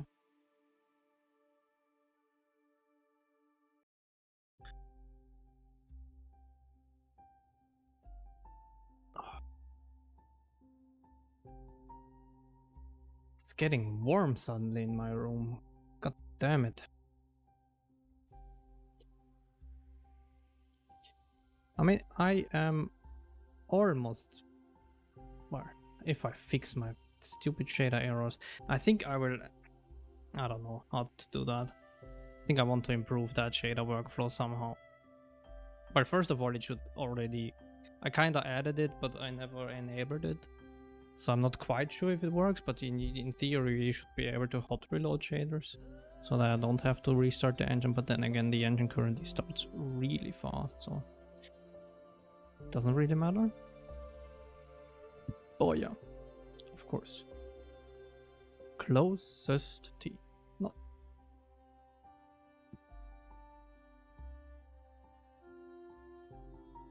Awesome. Actually, I have kind of, okay, I kind of have a way to know if it is correct or not if I get the inlay hints. Yeah, Karen is not taking care of her HR2 duties, I guess.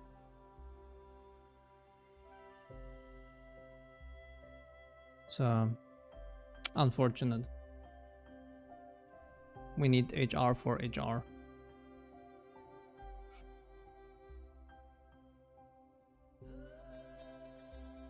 Of course, it's not working yet. I hate it when I need to always rerun because, yeah. Intersect. No, but that's fine. Cannot convert from global bool to temp bool. What?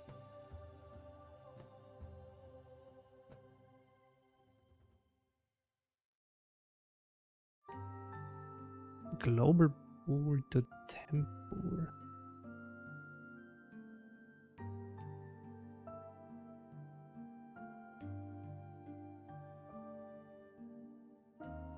Huh? What?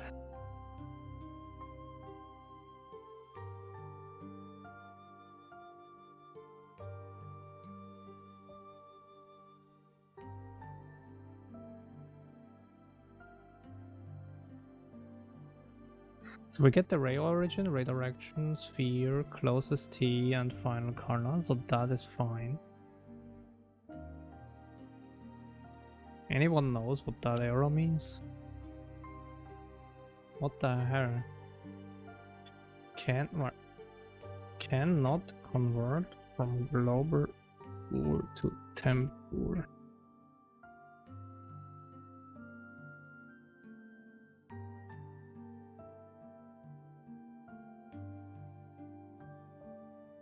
Nothing in the first side.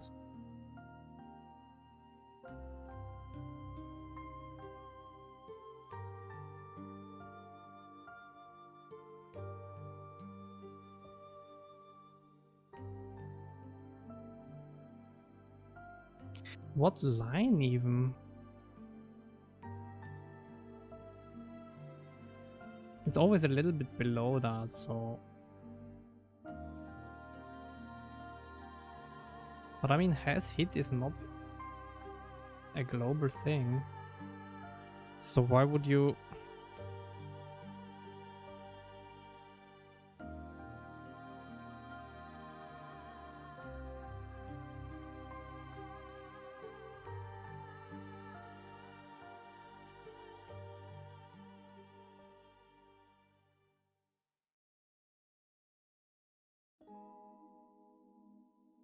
I don't think that will do a difference, right? I mean, that would be kind of weird.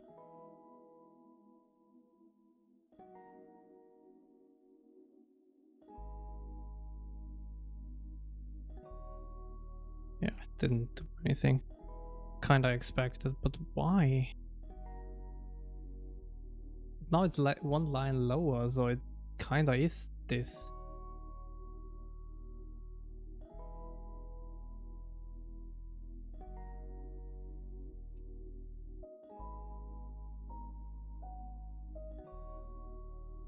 Really, do I have to do that or what? That would be so stupid. Can I not end? Like or it together? Yeah, but I mean, there's scope thing, right? I mean, shaders have the concept of scope. What the? Why would that work?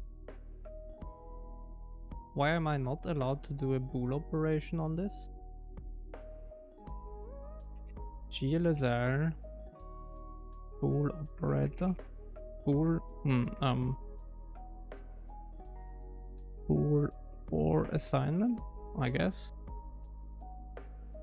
I don't know how do you even call that. Operators and expressions, I guess.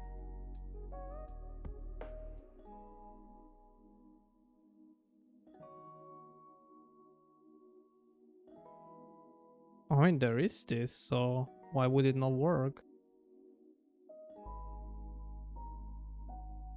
Oh wait, did I? No. What did I do? Now that looks fine. Why would that not work?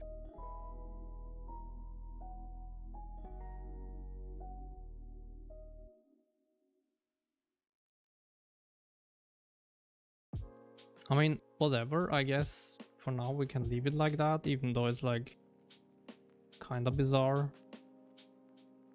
But okay. Let's go up. Where? Sorry. Up. Wireframe spheres. Where? Sorry. Not here. Here. Wireframe spheres. Instances.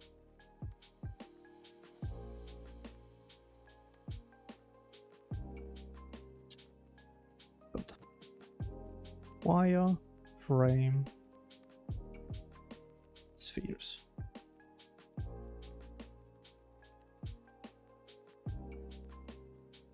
Thank you. Then we copy that, paste that in here. And now we need to change a couple of things. So unfortunately, well, or not unfortunately, I don't know. We need to kill this and this because we cannot reuse that anymore. Then we take that, paste that here.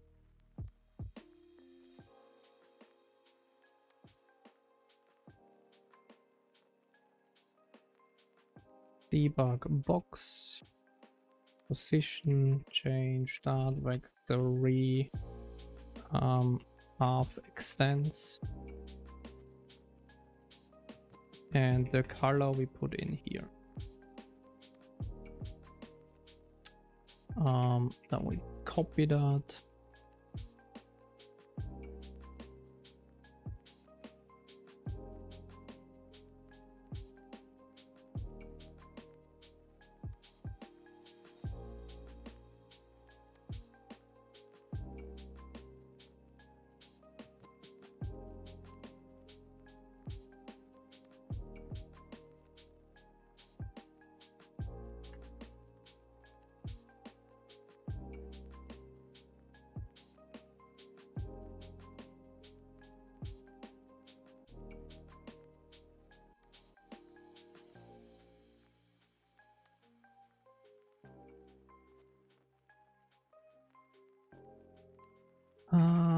Box list.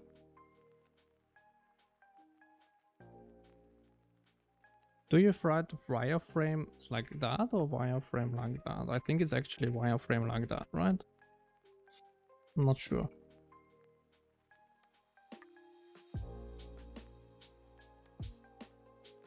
I think it's me, but I will reinvestigate that later with this boolean. I have no idea why it did what it did, but whatever.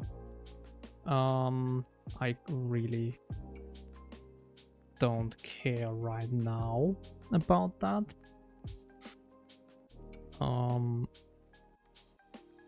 So we basically need to go here. No, sorry, here. And we need to take our box intersection here. But not quite that. Well, I mean, I guess we could take that.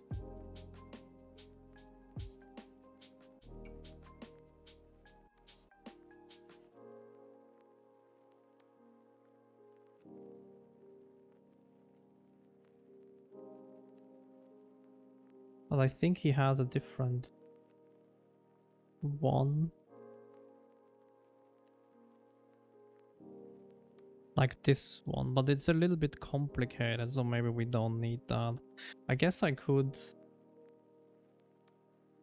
center at the origin, so I guess I would need to... The box is at the origin, so I guess I need to...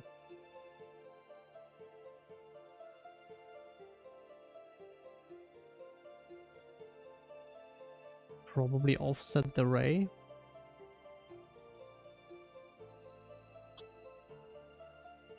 Or something like that. Or we take this one, which is a little bit more elaborate. Maybe we take that one. Push constants can go up to, like, the minimum size that has to be supported on every graphics card is 128 bytes. But reasonable, I think, support is to 256 or something like that.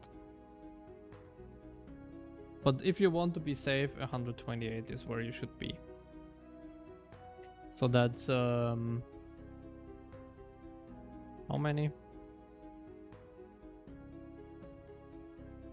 128 divided by 64. No, not by 64, sorry. Divided by 8, right? So 16 U64s. So basically 2 Mat 4s, I think? No, more, right? A Mat 4 is like... No, maybe it's 2 Mat 4s. I'm not sure. But quite a lot, usually. I mean, we will be not reaching that. U and spheres, wireframe spheres.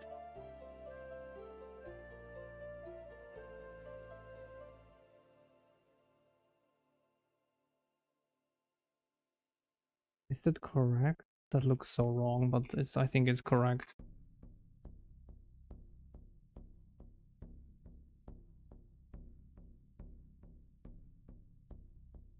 Too small for what? What are you trying to do?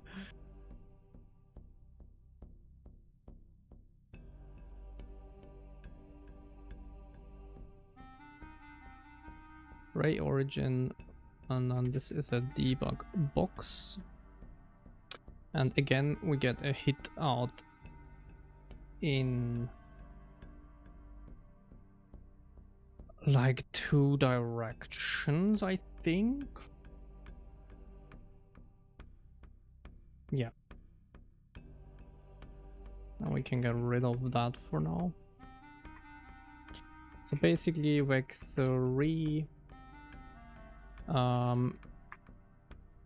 it's 1.0 divided by the ray direction.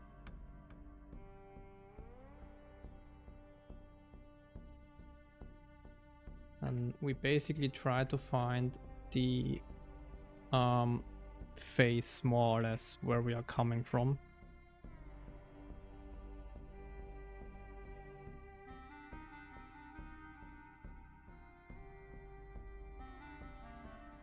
Or like, yeah, basically we try to find, yeah, I mean, I guess kind of the phase.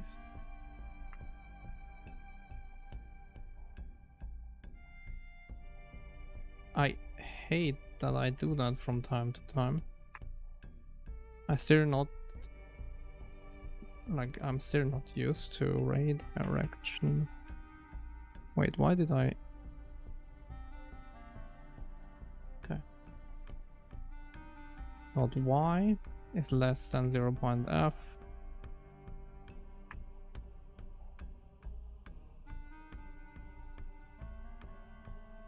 Can we do that?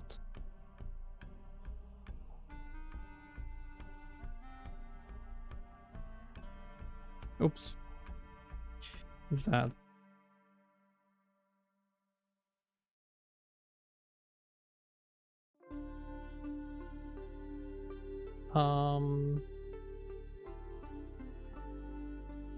Yeah, I'm not sure why it's so small, but I guess. I mean, 128 is not. I mean, yeah, I guess it's a matter, but it's optimized, right? So yeah.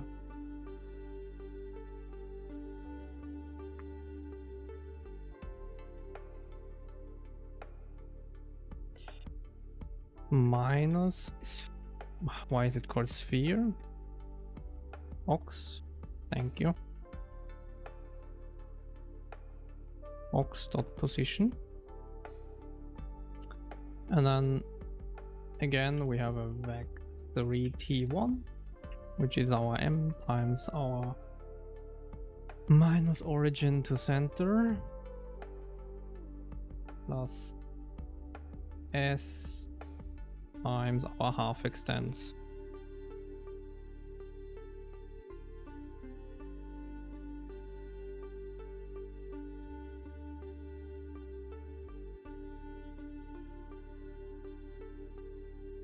So that's basically the out and entry position.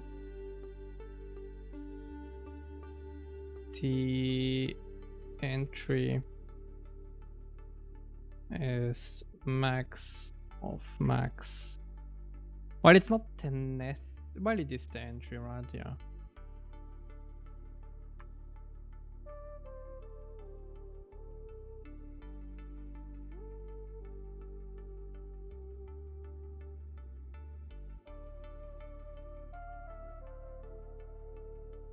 Oh, no, sorry.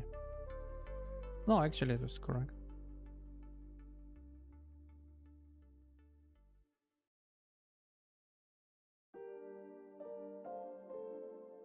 More or less. Those two things. And then if our T entry is greater than our T exit, or our T exit is less than 0.f, then we return false.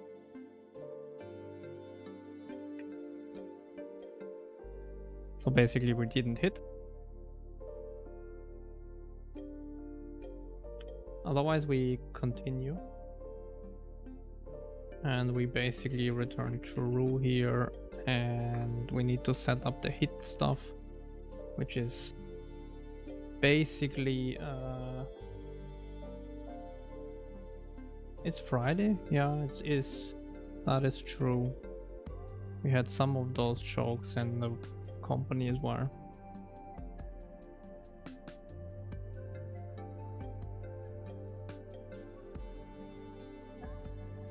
So basically we do Tn here, T entry, or T exit here.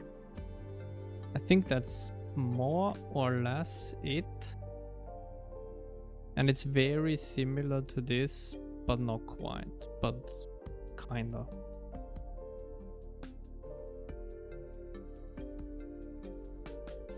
But I think it should be fine.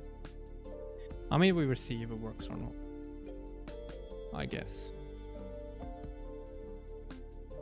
And then we need to do the array normal as well. So basically we do this for the wireframe.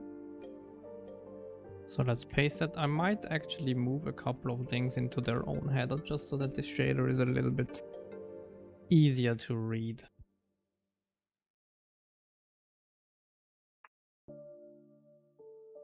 So basically that stays the same. And the hit normal is still our hit position minus our box center basically.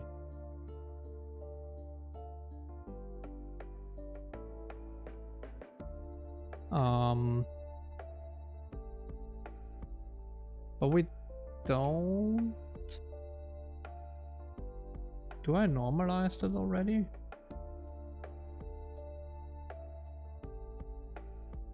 Not necessarily, I don't need to normalize it, I think. Because we want a clean normal. So basically what we can do is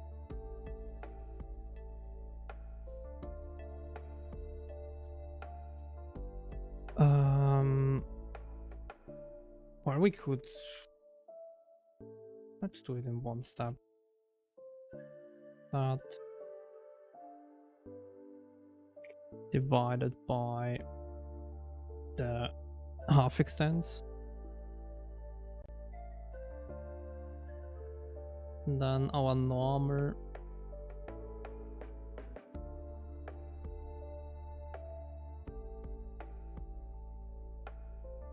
or our hit normal is based on that thing basically. So if our hit. It's not really the hit normal at that point, but it's fine, I guess.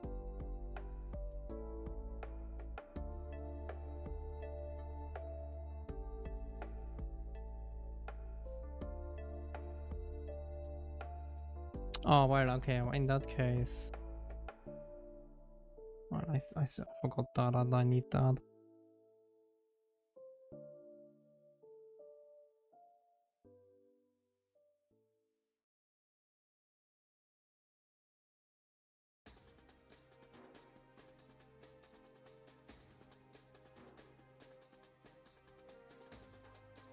Hit direction, I guess.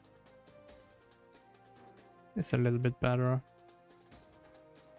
Or like, although it's not really a direction, but yeah, whatever. Let's call it n then. It's not the normal yet. But if nx is greater than n dot y and nx is greater than nz,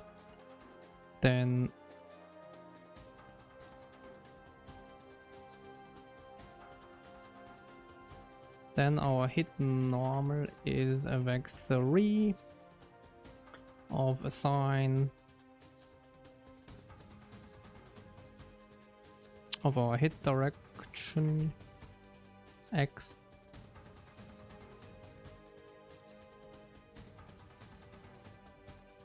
(0.0, 0.0).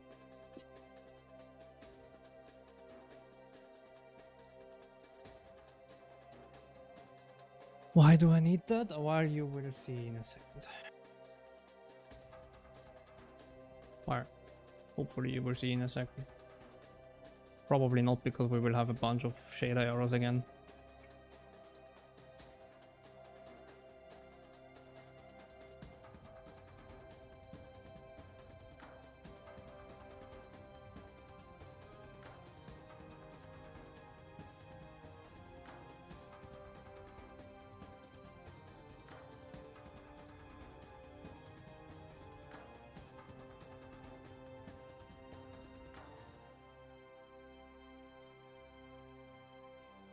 Yeah, that looks fine. Else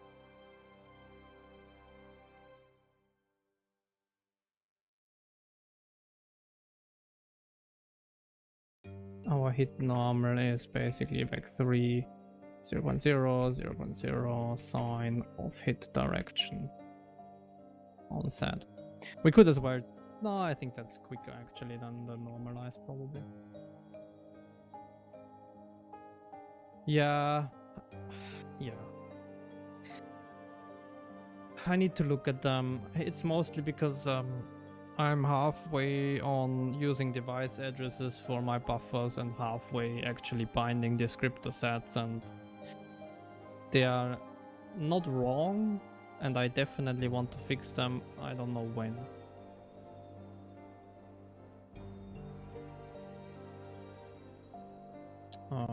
But yeah, I definitely need to fix them.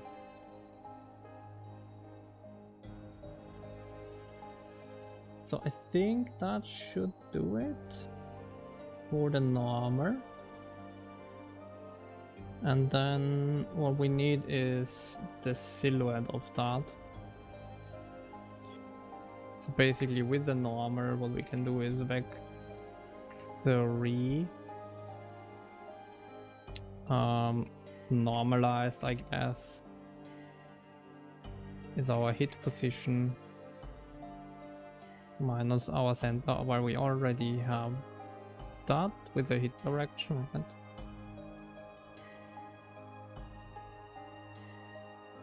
Well, actually, it's kind of this, but yeah, not absolute. So our hit direction divided by box.half extents. Actually, do I need the normal in that case?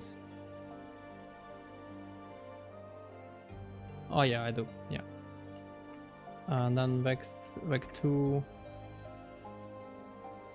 that's projected on the plane basically.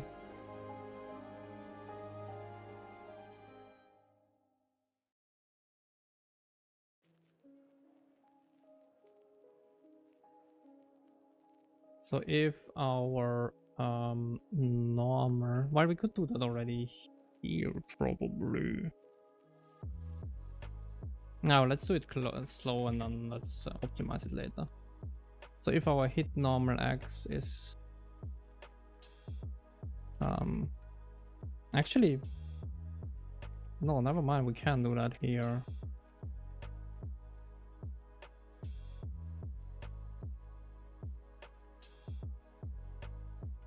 Probably. So our face plane projection is our what is this here?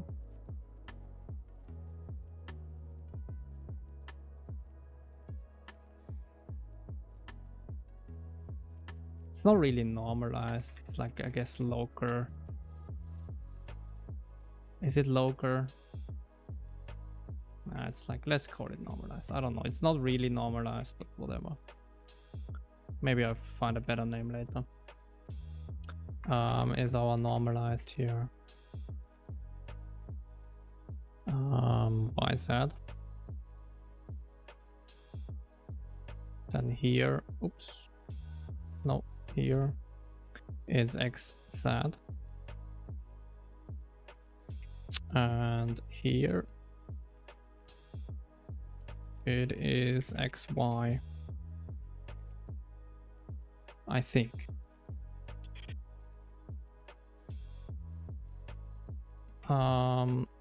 So maybe I do the descriptor stuff fixing. I'm not sure if I do it with 06, but maybe. Probably takes still some time though to fix them.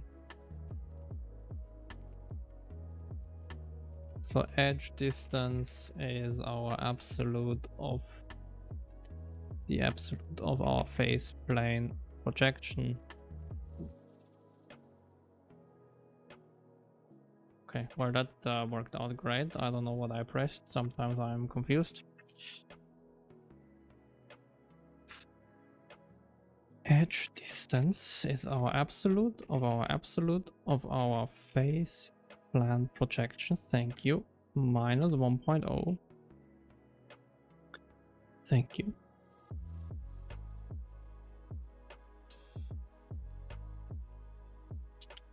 And then float edge is our min of the edge distance x and the edge distance y. That's basically giving us the edge that we're closest to of the box. And then we again have a wire thickness with a smooth stub. It's very similar to the other one.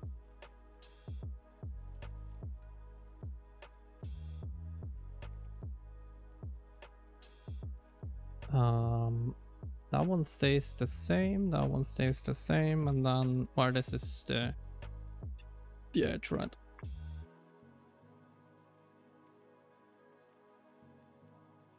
Okay, yeah. And then here we do that as well, because we still need the ray, like the silhouette. Although, oh yeah, no, basically this does the lines that are not perpendicular, though this does the line that is perpendicular to our view direction. Yeah. That should work ish. Probably did a bunch of errors on the way, as usual. So basically this turns into U constants wire sphere count. This turns into U constants wire boxes count.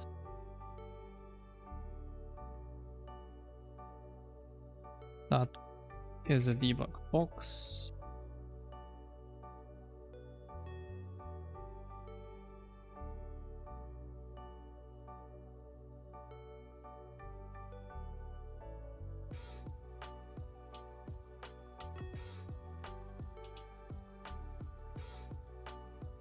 I think there should already be it.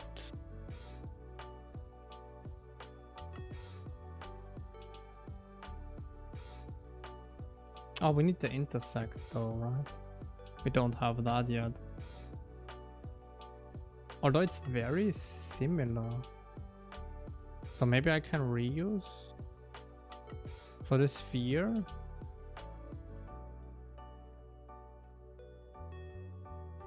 Maybe I can reuse some stuff.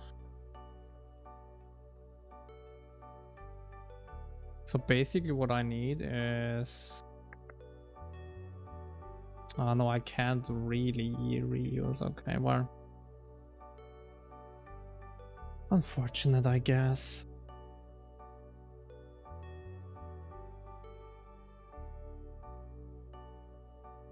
I mean, maybe I can reorganize it a little bit to reuse stuff. But then again, I think it basically stays the same here because I need to do a box here. Need to do a box here. Need to do a box here. Did I really call it?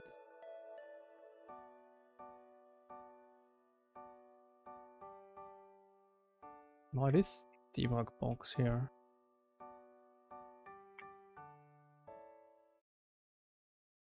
Sphere, sphere.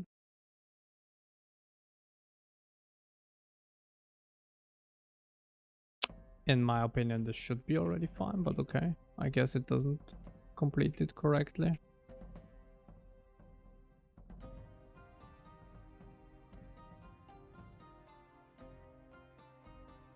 Probably did something wrong, I guess, that it doesn't detect it correctly.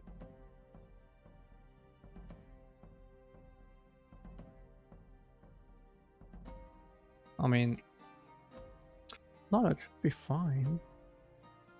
Whatever, we will find out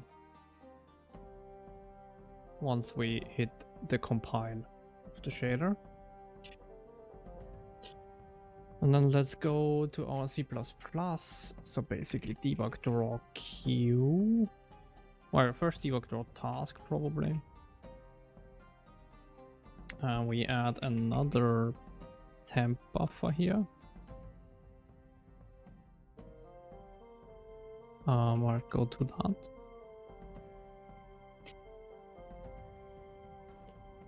So this one, wireframe sphere.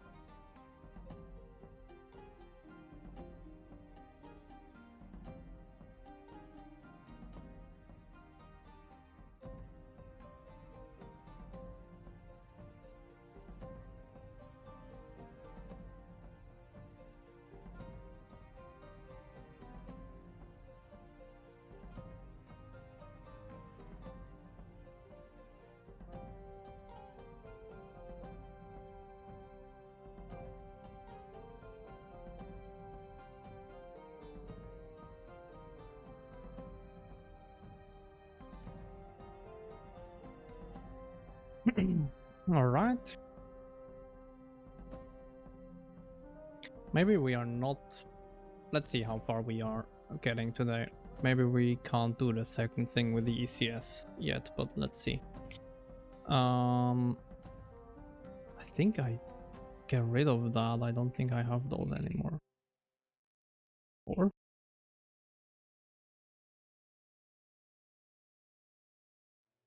No, I didn't, yeah. Perfect. So that one would be change that to spheres buffer. Change that to sphere count.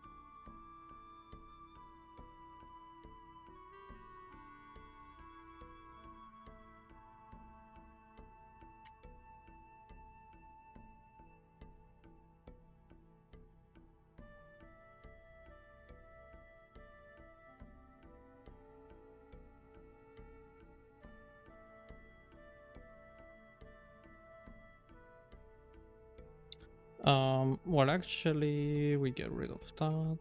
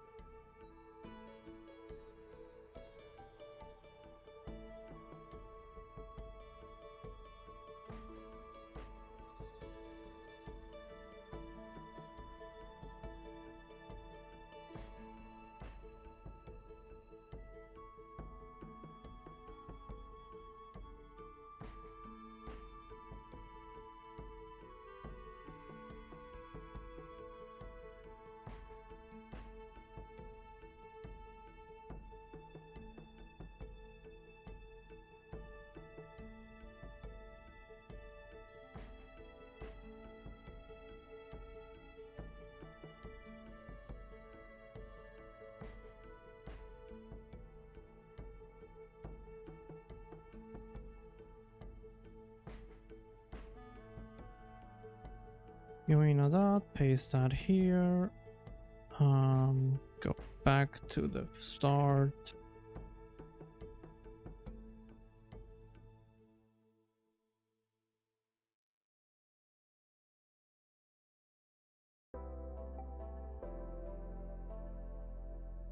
Yank that.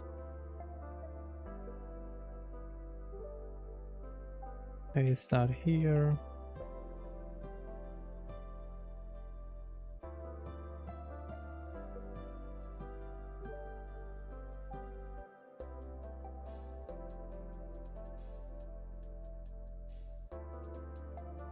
Yeah. So where we paste that in here, right? So we do that and that. So that is optimized in like at least somehow.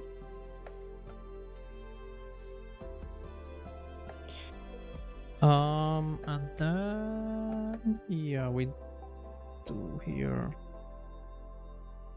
wireframe spheres, U64, wireframe boxes, U32, wireframe spheres count, and wireframe boxes count.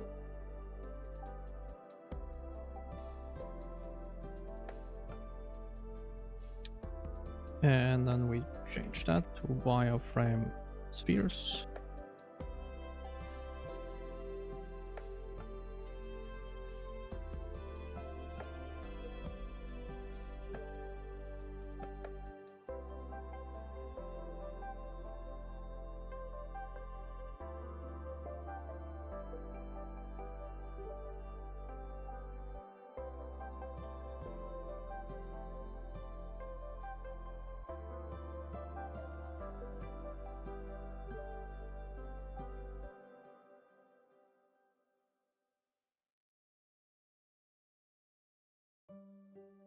Why did that not work?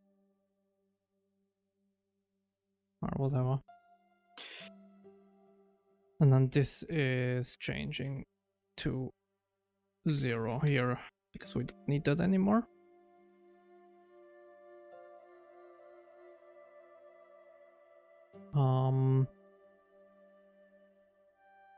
Kinda.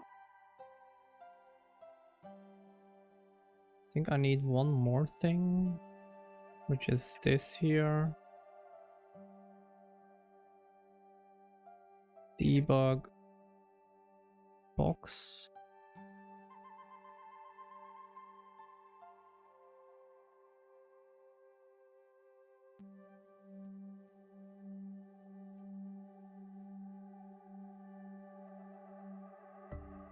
I think I will change one thing though, how this will be stored in the render graph. I think once that works, we will change that into like one struct. And then I think what I would want to do is physics system.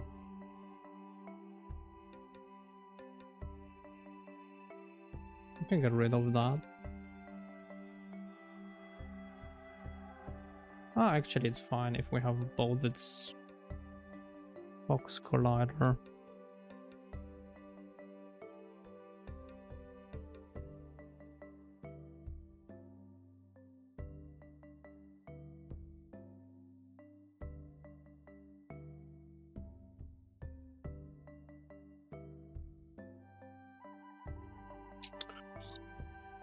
That is draw box.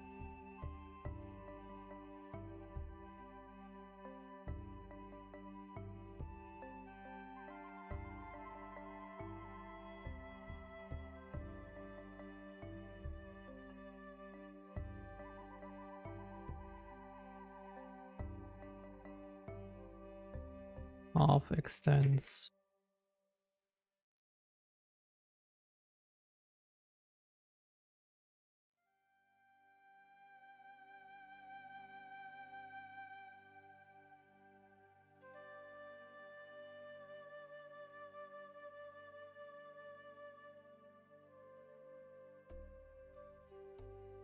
Boxes. View, I guess.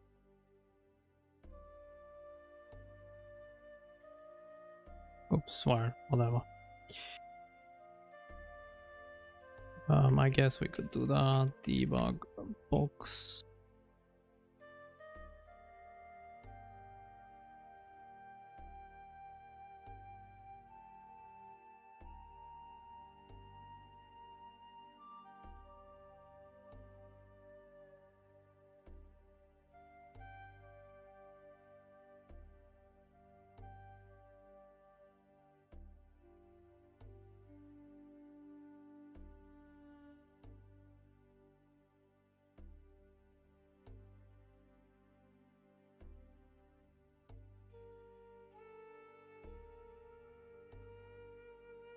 Oops.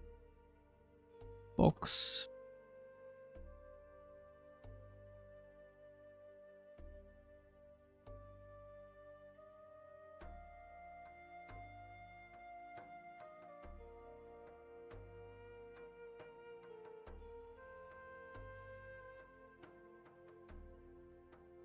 Why would that not work?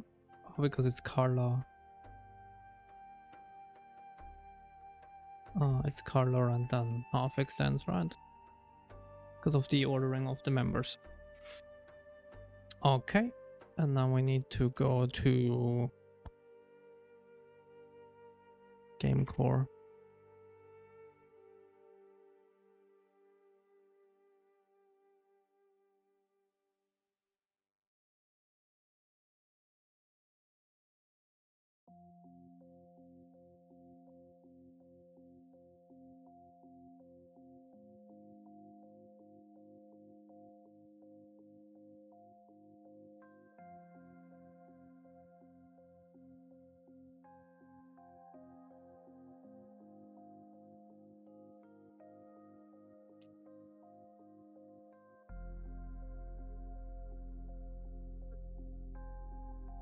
Probably. Let's see.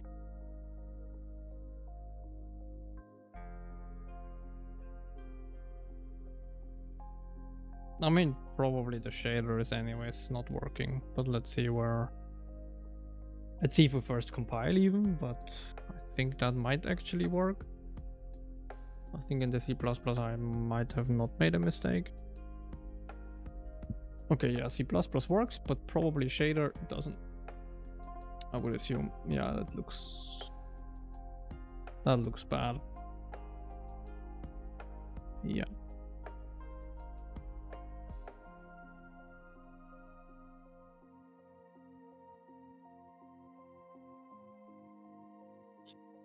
Oh wait, no, wait, this is fine.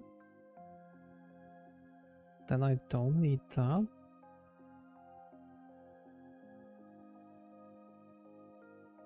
Not quite sure why I did that, but yeah, that is definitely wrong. Let's actually add some parentheses around that. I think that's quite nice, and then probably that as well. Okay, let's try that again. Probably still bricked. It's not what I wanted. Perfect.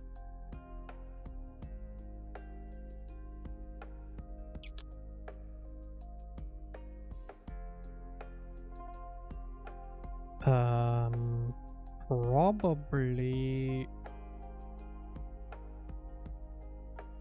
What could that be? It's a syntax error somewhere, but where?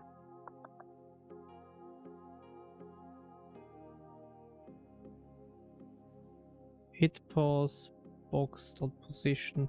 That should exist, right? Yeah. And then hit direction half extends. That does not exist, or what? No, it does.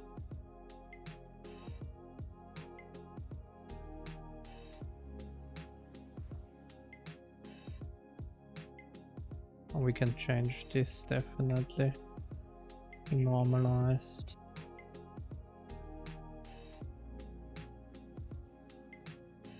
But then what is the problem? Ah, here is the problem. Well, actually, let's keep that.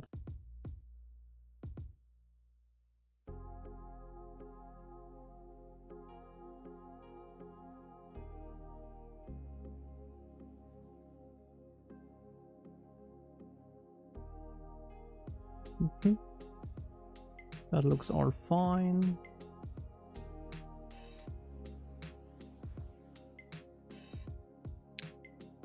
Maybe.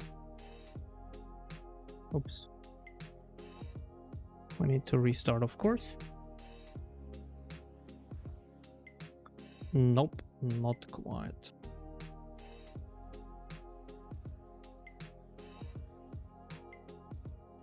Why would...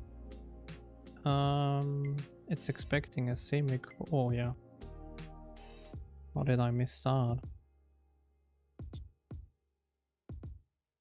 I love it.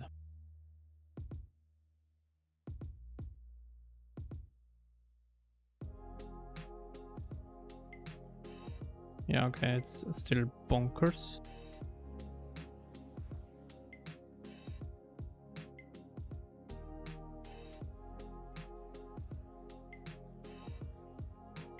Sign.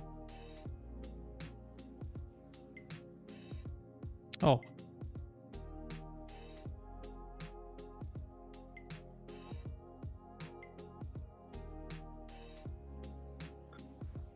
Jesus, did I break that in all various ways?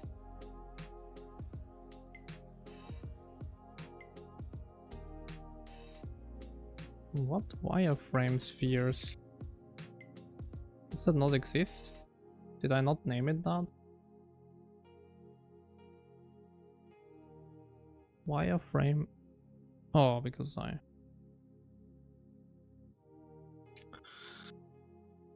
Damn it.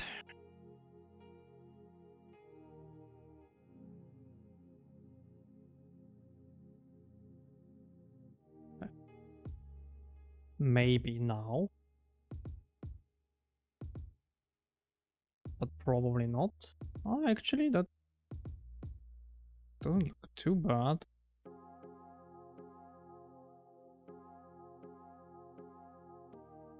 Well, kinda. Until it crashed. Oh, did I not? Yeah, of course I didn't. Wireframe box buffer. I did the wrong buffer.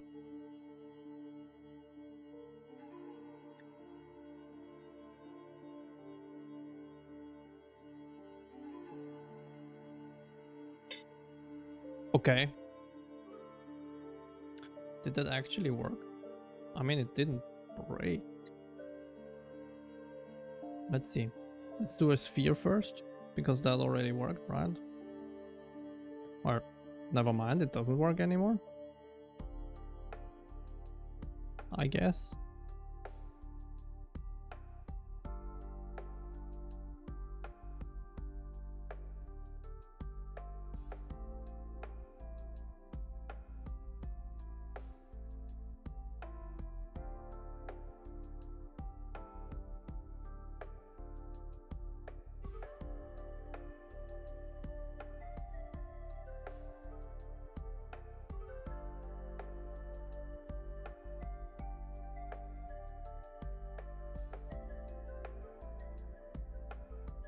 Why would that...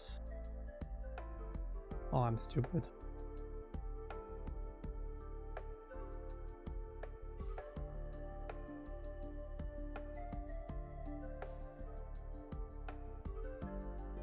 Actually, otherwise we might...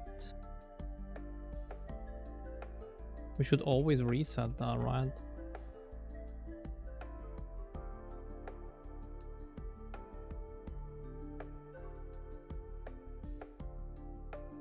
Well, I guess we could reset that at the start of the frame here. Wireframe boxes count 0.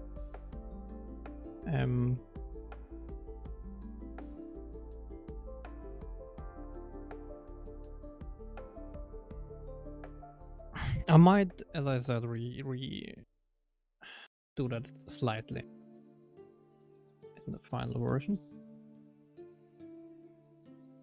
Oh, did I add a breakpoint? Of course I did. Alright, so maybe now we have a sphere. Okay, we have a sphere. Perfect. Let's drag that to the side. Let's create a box collider then. And maybe crash. Perfect.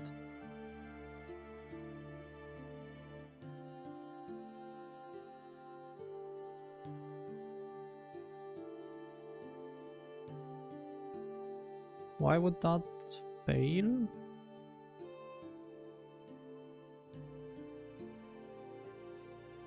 But it doesn't fail here. 1 and 1.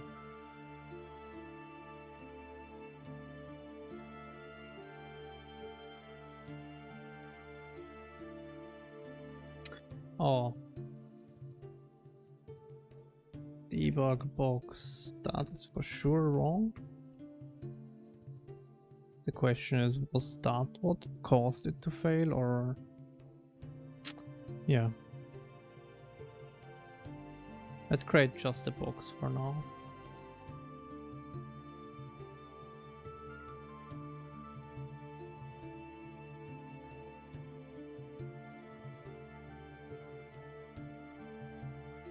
Well, I guess that doesn't work.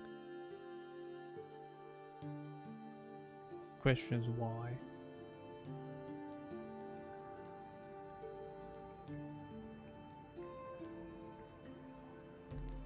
Why would it even say... Okay, yeah. Not sure why IntelliSense is like stupid how it is, but okay.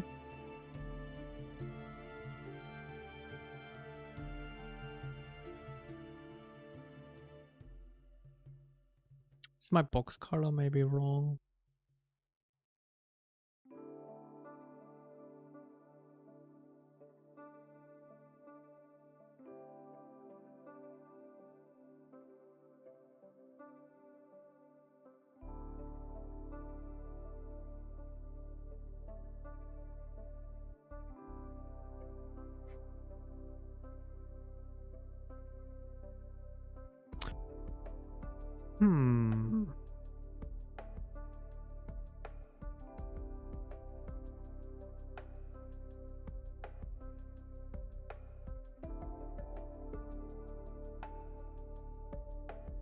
So that doesn't look too wrong. Over.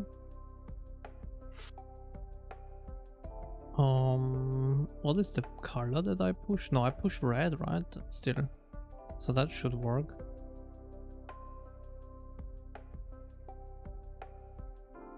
Debug.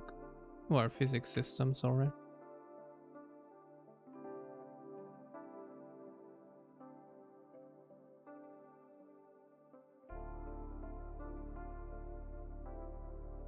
Let's see if that is even... If that even has valid bounds.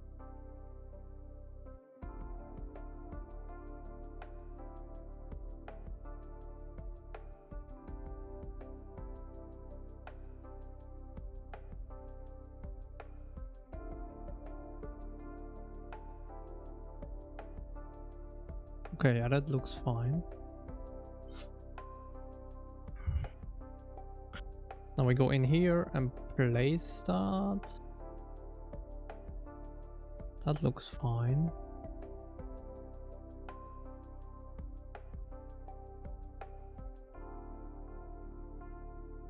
And I guess we have in debug draw task one valid sphere here, right? One valid, yeah, box.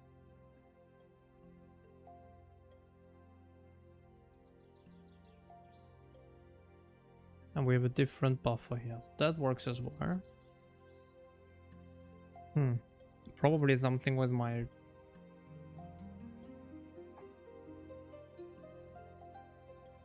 I guess we don't need to reset any of this crap.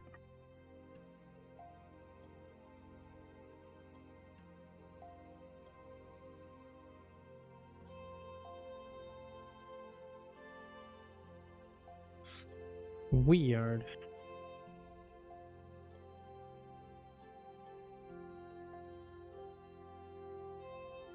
Guess something with my shader is then wrong.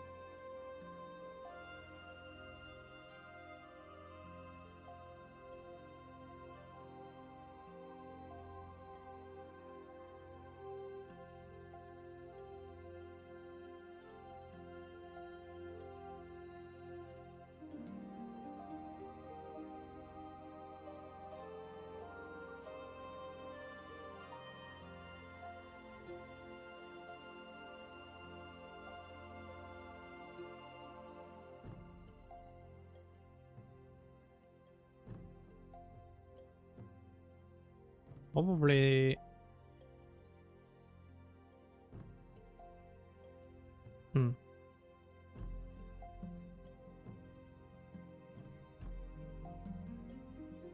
I do that. Well, even if all of that fails, we should still see the... Well, unless my hit normal is wrong, right? Which it could be.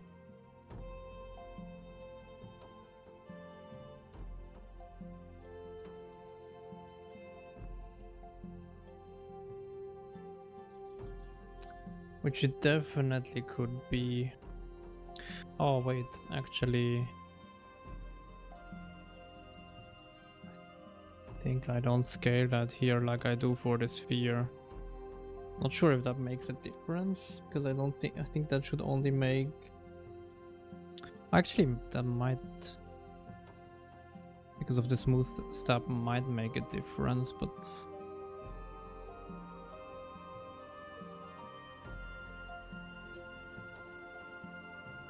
Then again, it shouldn't have removed the sphere, to be honest. So I think something else goes on. Oops. That's not what I wanted.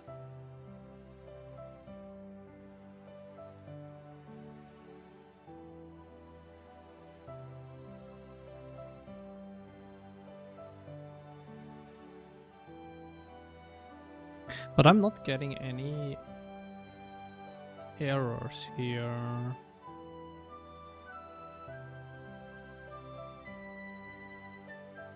Oh, actually, we should get rid of that for sure. No, or is it this one here?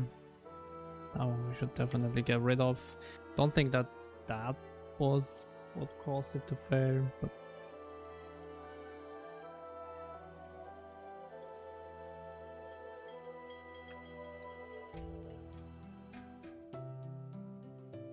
I'm wondering if it stops working because of... Nah, it's probably not the case. Yeah, we would need probably render doc for that.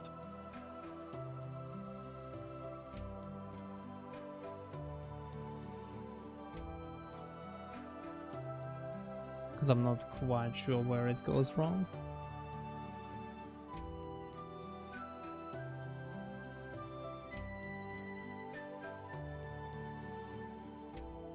Yeah, I'm not entirely sure.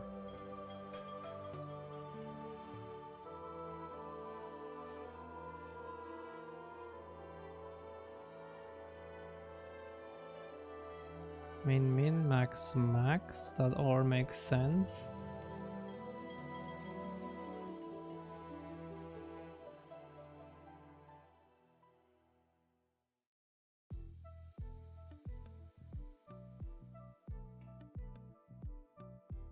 And then if my, or I do the T entry, T exit right here.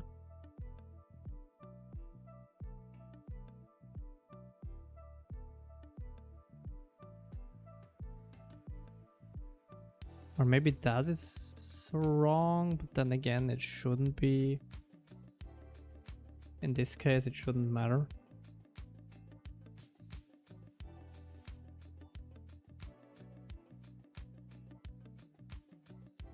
So yeah, basically we do that.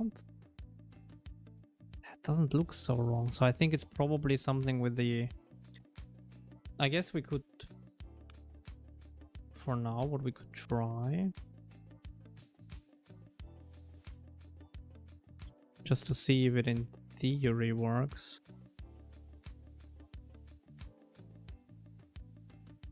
Is when we hit the box,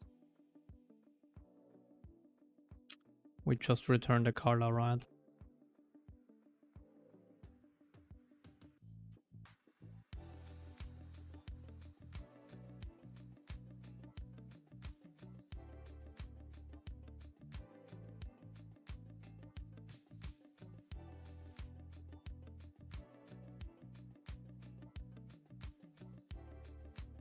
Oh, sorry. Here, like that, and then just, oops, return true here. And we don't care about the rest. I hope the shader doesn't complain about the unused code, but let's see.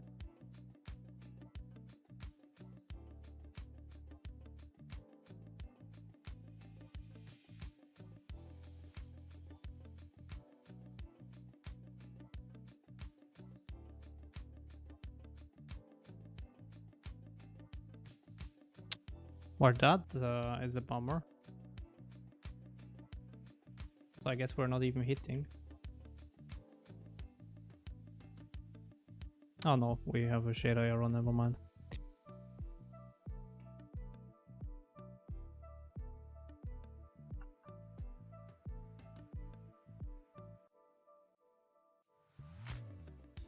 What wire thickness? Oh. Or let's do 1. Then we are basically here, right? Yeah.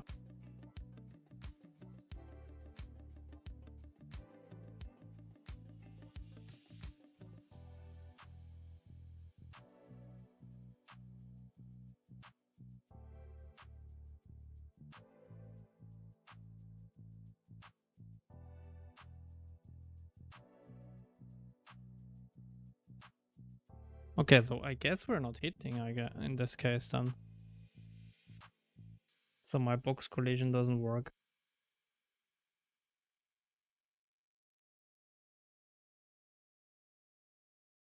I guess we can do the complicated one.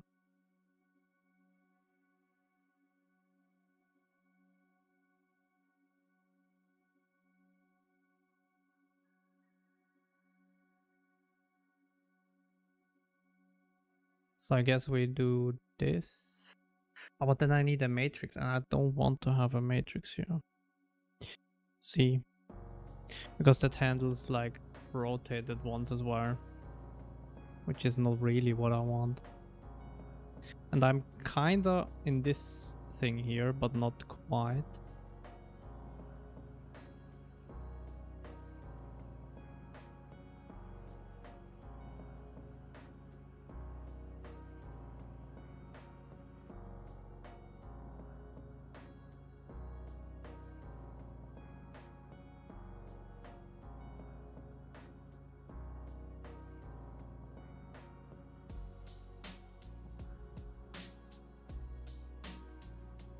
I think that would be nice, but yeah, it doesn't really work.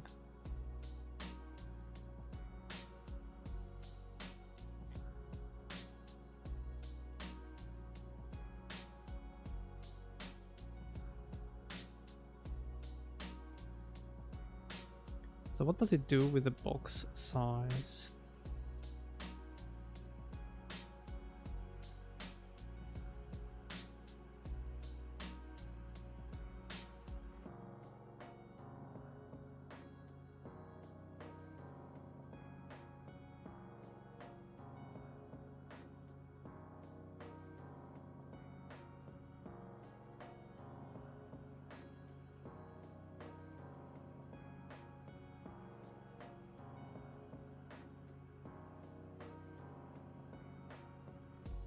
I think the box would come in here somehow, but yeah.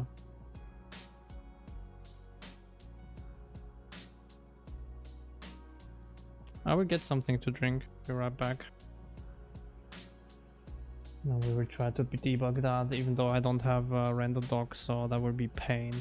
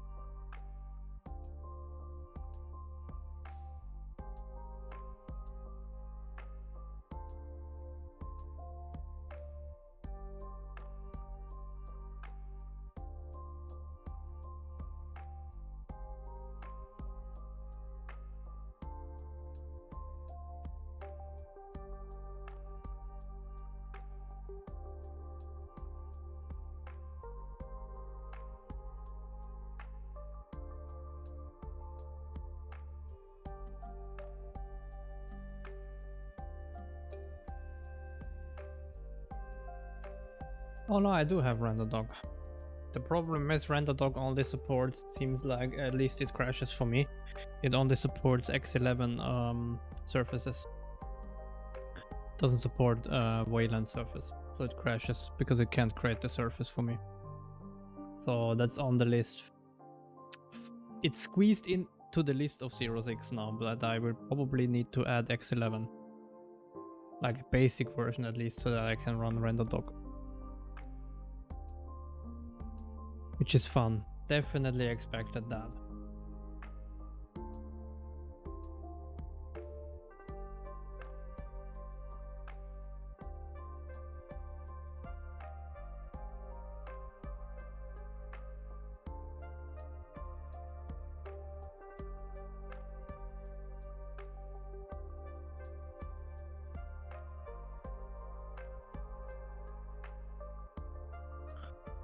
Alright, let's try to find the issue.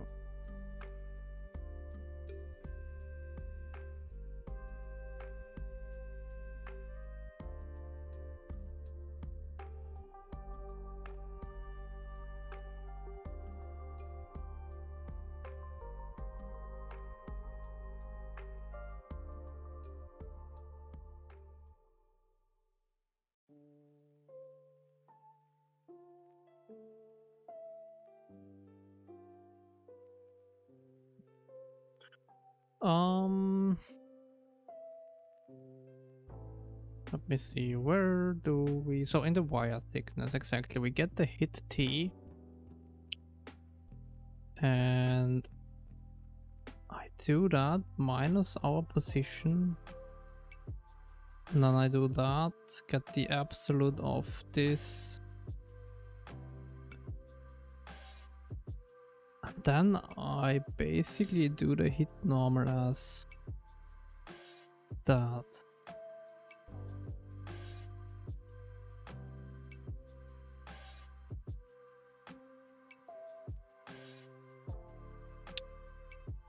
And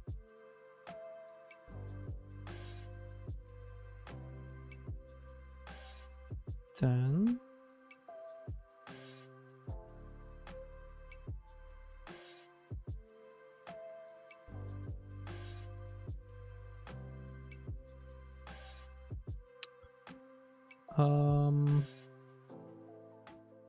where is my wire code? In my notes here. Oh wait, I'm not quite.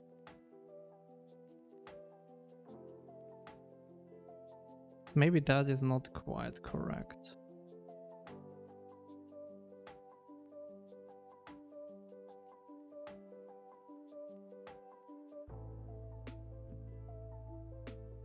So if our absolute of our hit normal dot x is greater than 0.5 f, then my phase plane projection is our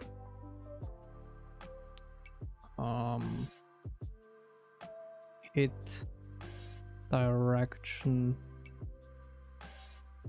dot yz.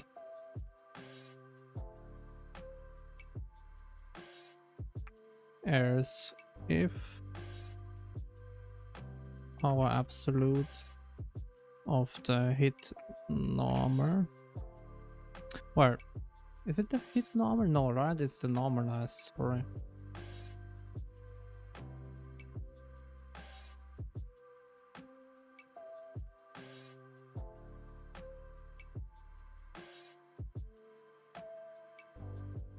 Which is not really the normalized, but whatever. As I multiple times said already. Need better name for that. And if that is greater than 0.5,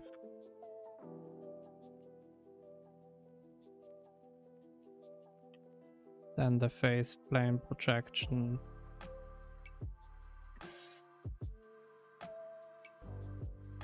is our hit direction xz. Otherwise, the phase plane projection is our hit direction xy. So maybe I cannot do it quicker than that, because I need to work on the normalized, not on the... Yeah. Now we take that absolute minus that absolute, yeah. Maybe that was it, but I mean, I don't know. I would have assumed that I would at least see something, but probably that was just wrong. Although we are not hitting, right? Hold on, that was nothing... That had nothing to do with the hit. Right, so probably... doesn't matter. The question is... So first of all, is my debug box correct? Yeah. Position color half extend, so that is at least fine.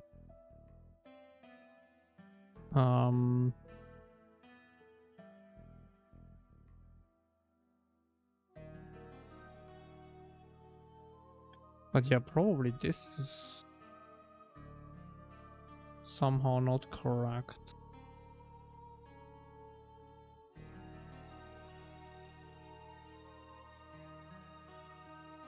Which is weird, because that would be the one thing that I thought would be correct, but okay.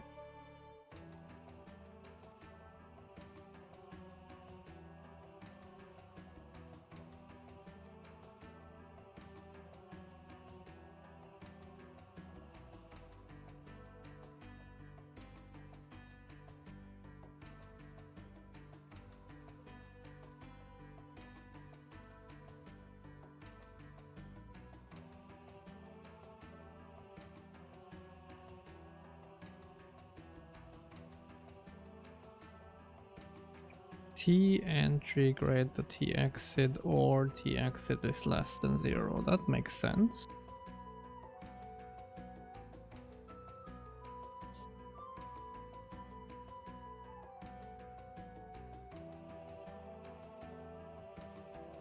And we always return true in this case. So we should hit.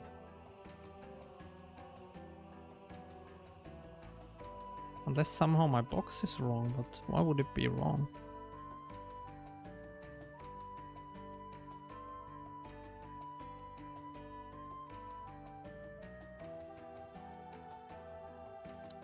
No, what? Well, we don't have actually a sphere, so that should be fine.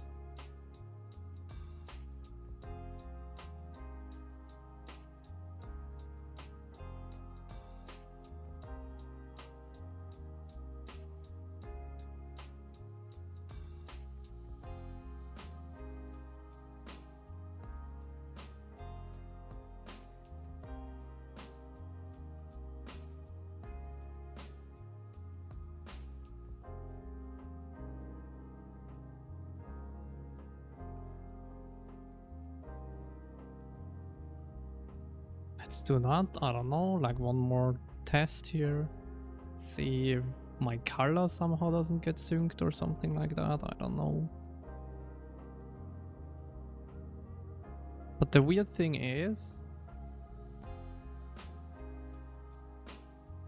that it just disappears. So even my sphere doesn't work, right? I think. So the moment I do that, even my sphere is gone, so it means something else goes wrong.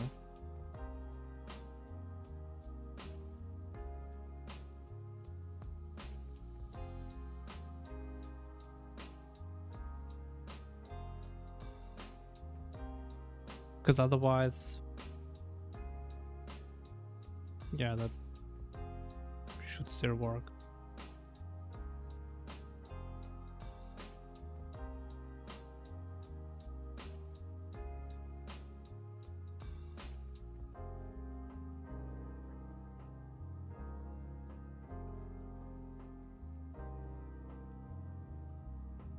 Because just the sphere still works, so that's kind of weird. Looking, but I would have assumed that I would get a crash if something in the shader goes wrong. So that works, right? Yeah. And the add second sphere works as well, right? So if I do this and add second sphere. Oh god, that was too much.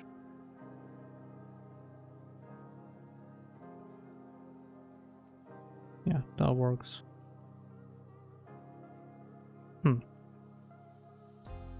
Weird.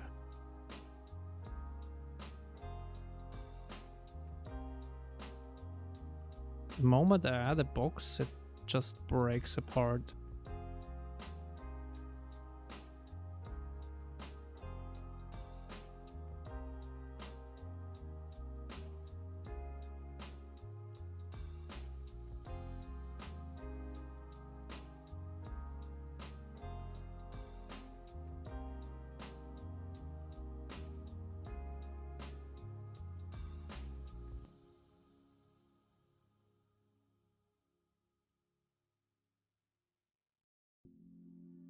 Which absolutely makes 0 sense.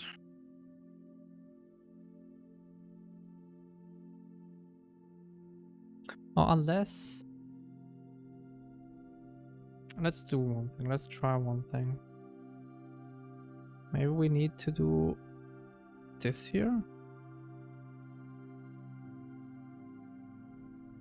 Oh, my caps lock is on, that's why. It's like weird. Oops. Maybe this needs to be 8 so that they are aligned correctly here to the boundaries.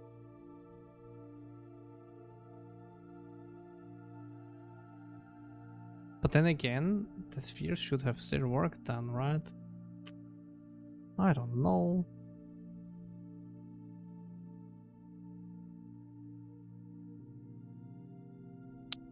Yeah, no, something is off with the boxes. I don't think we can fix that today without the render dog. So either... No, I don't need padding because I use the scalar layout here. So that shouldn't be the case. We can try that, yeah. I doubt that though, but I mean...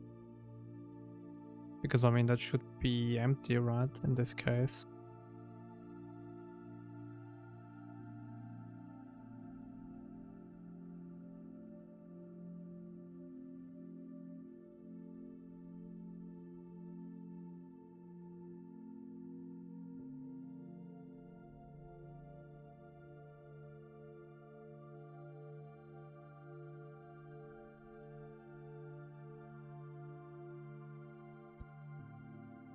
Not quite sure.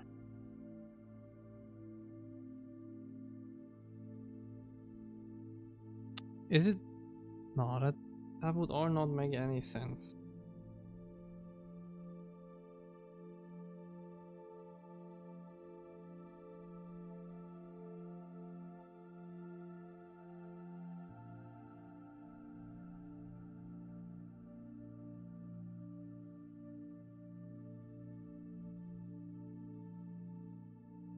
Yep, I don't know. I think actually, because we started quite early today with the stream, maybe I will call it a day for today. We did some good progress. I wanted to do more than that, but without render doc, kind of shitty. So that's why even I paused it to begin with, this debug stuff, until we get X11 backend, but I thought I would get it done without render doc, but that kinda sucks that this doesn't work. And it's probably something with the hit function, but I'm not quite sure why. I mean, what we can do, because we are on the origin, so let's see if it is the hit function by doing this.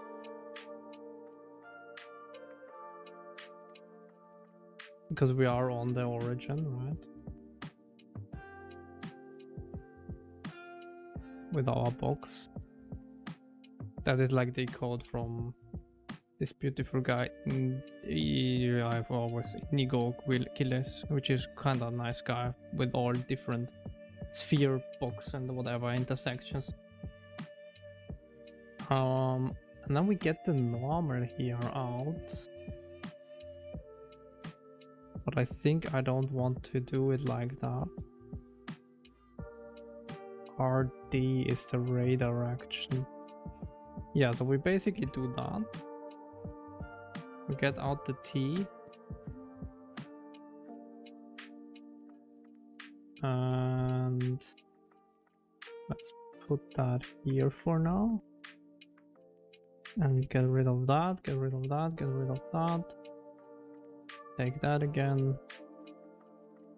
We get the ray direction, ray origin, the hit T. And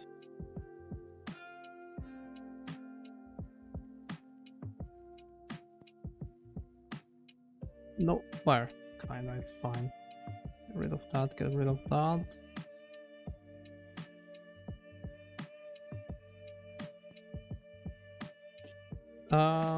Make through. It's either that. Okay, well, okay, let's get the.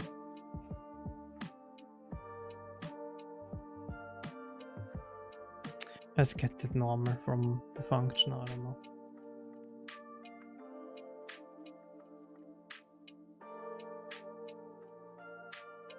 not sure if I can do that though, because the problem with that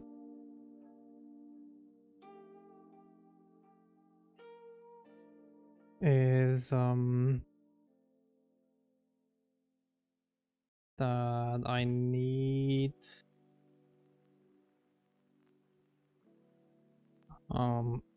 to base the hit normal, I think, on which thing I hit, but okay, but let's see. Maybe not.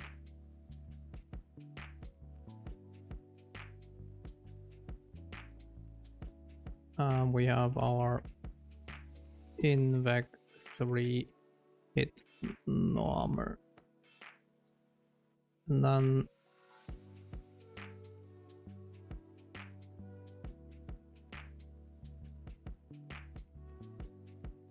I guess this would be just hit normal.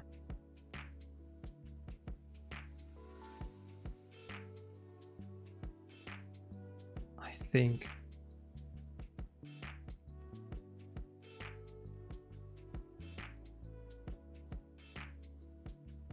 We cannot move our box now though.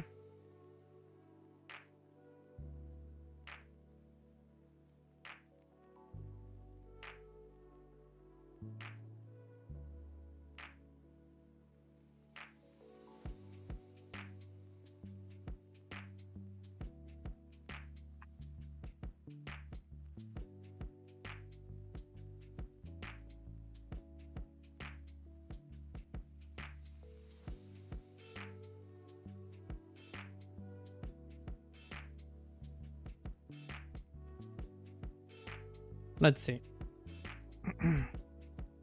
The problem with that function, as I said, is that we cannot move our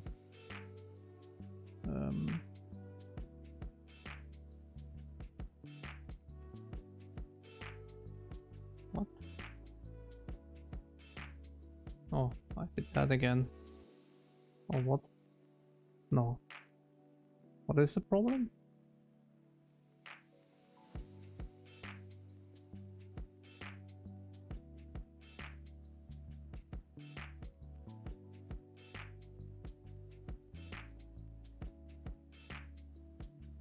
In like debug stage.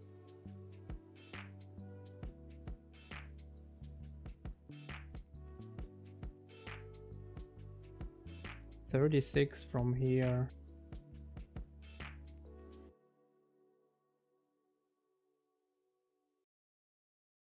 It doesn't make a whole lot of sense.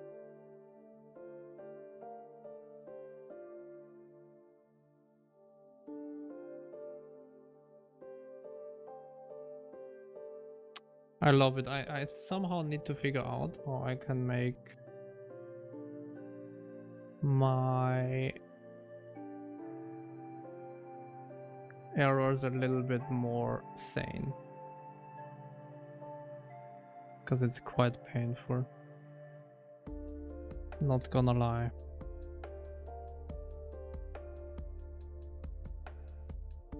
That expecting comma or semicolon, syntax error, unexpected type name.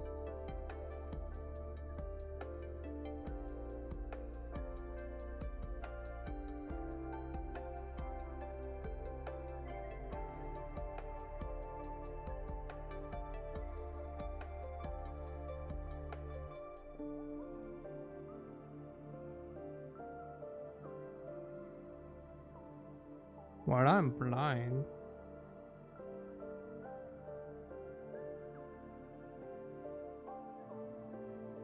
And I will probably not easily spot that.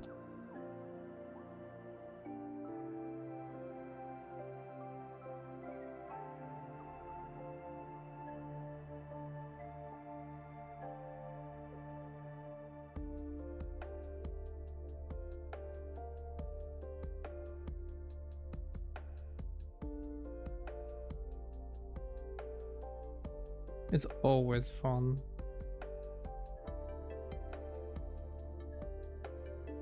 Hit normal.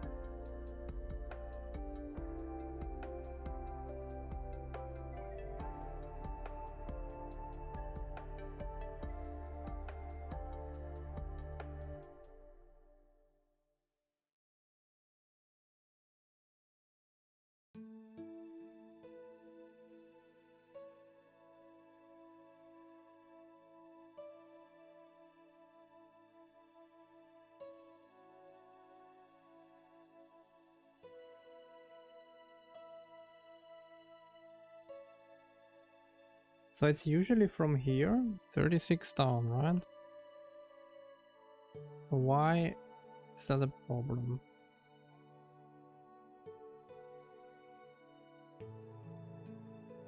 Because we have...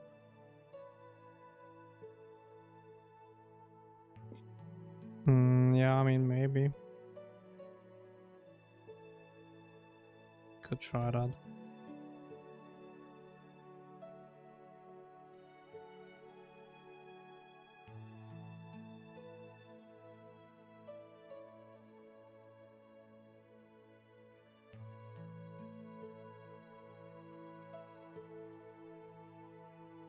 Can I even do that nicely?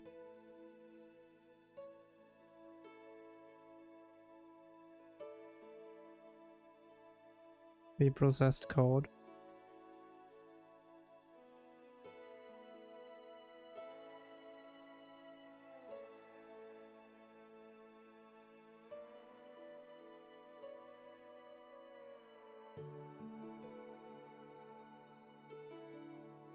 Oh god. Beautiful.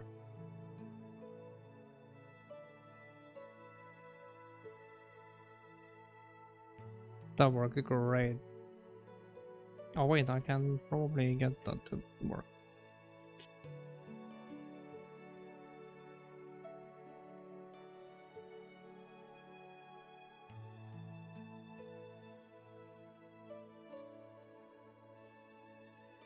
No, that didn't work.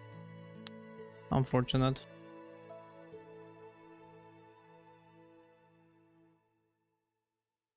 Wait, it's not even everything or what?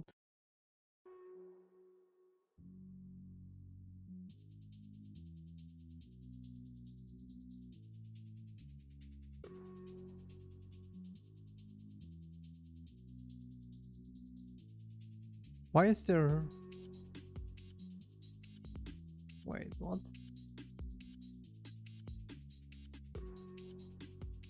Did I not copy everything, or is that like rigged as that?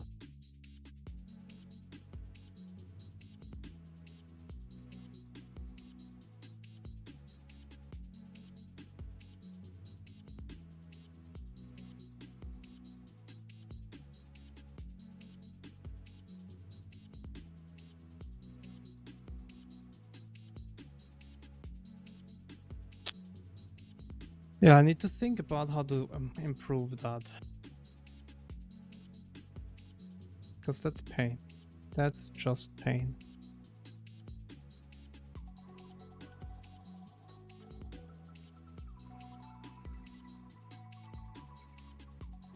Highlight that, Control Shift I, then press Enter.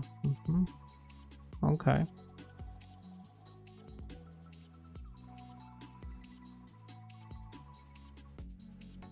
Oops.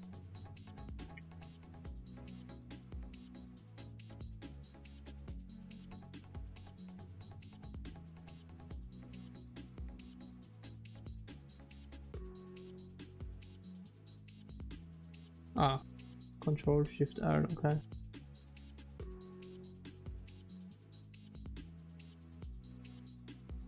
Really? Should that have worked?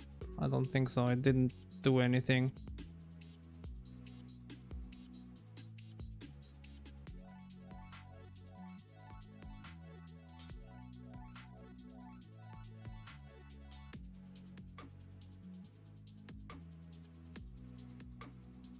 It just adds more lines, or I don't know what it does, but yeah. But anyways, it's weird because it doesn't have all the code there.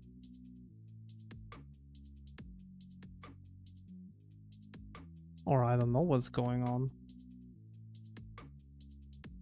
Oh wait, I see what the problem is. I see. I'm blind. There was a missing... I don't even know how I did that. Some weird magic with my not being used to Vim. But that was like really hard to spot. Okay, but now we get a different error, I think.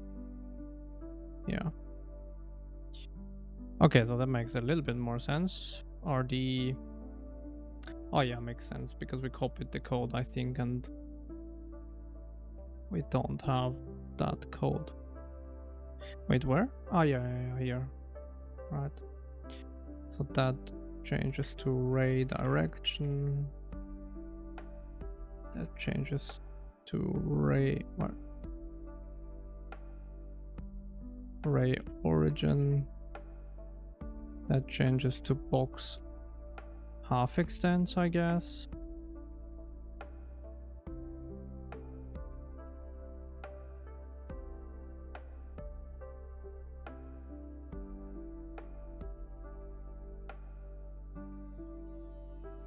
Is that everything? Potentially.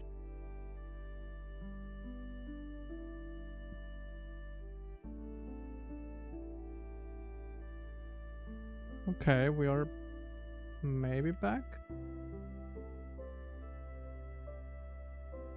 No. Return is not convertible. Oh yeah, okay, makes sense. I guess.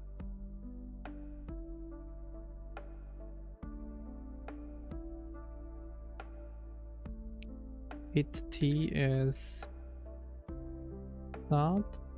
What?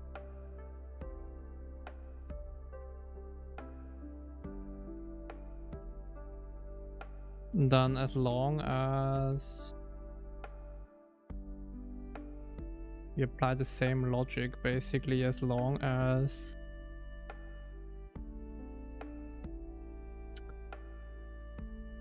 either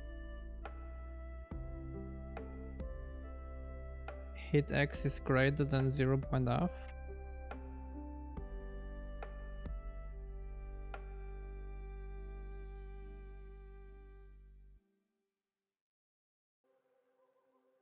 Well, actually, if hit X is less than 0, then it's not a hit, right? I think. I think that is just enough already. Probably. Oh, and then here.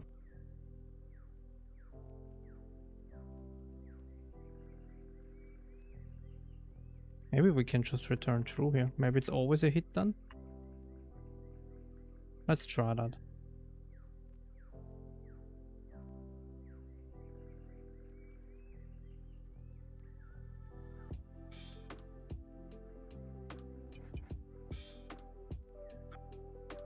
God damn it.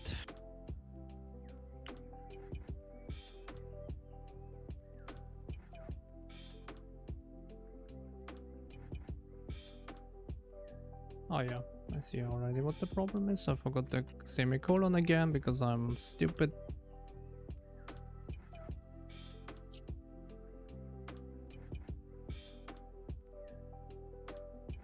Still something wrong.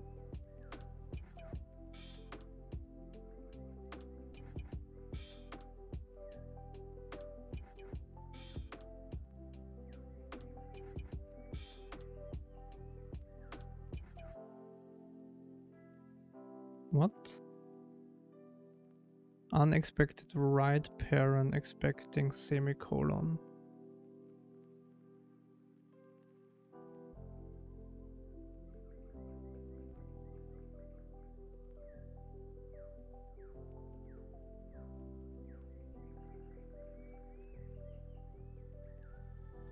Oh wait, that is probably a bit weird. Why is there a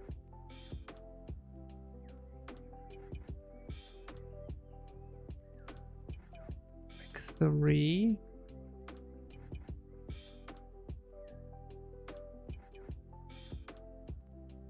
I think that is weird. Why is that the case? Did I copy that wrong?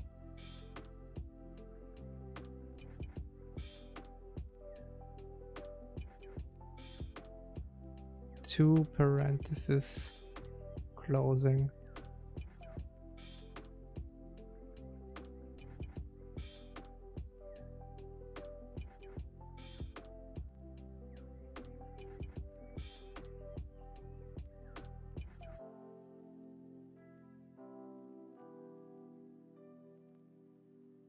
Oh wait.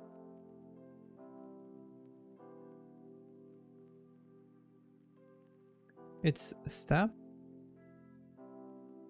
That. But how does that?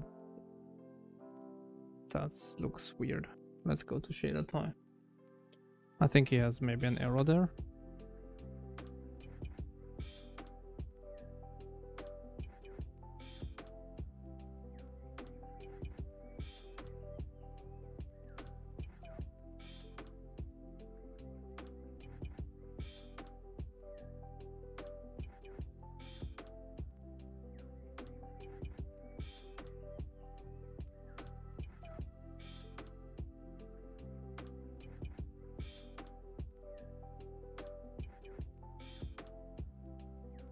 So he does a box here.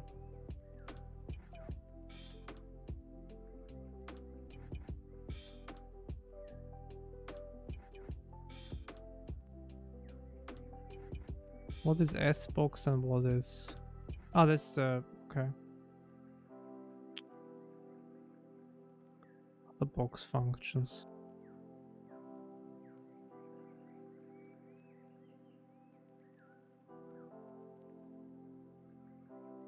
What? That didn't work. That's exactly the same thing. God damn it.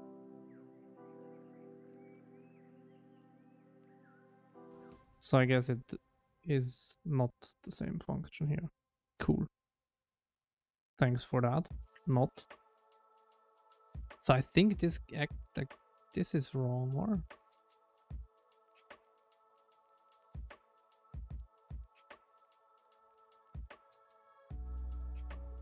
I think it should be like that. I think there was a parenthesis too much.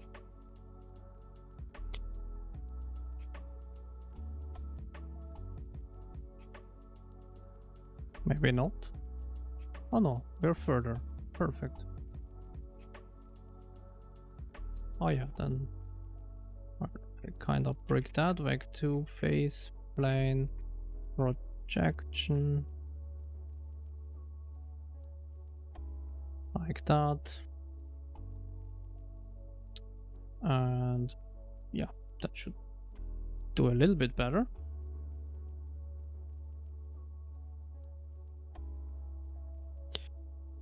Or I should check the shader, because we probably still didn't compile, yeah, exactly. Hit direction. Oh. Hit normal.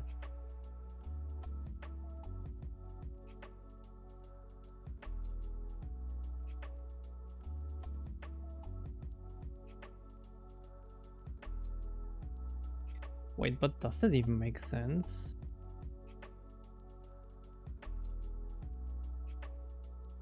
I think that is garbage. Or whatever. I think the silhouette at least should work.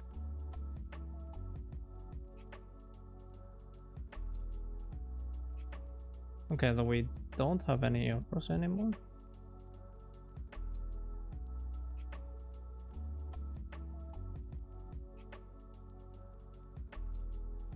But we don't have a box. Great. Oops. Oh well. Well, I think I will call it a day.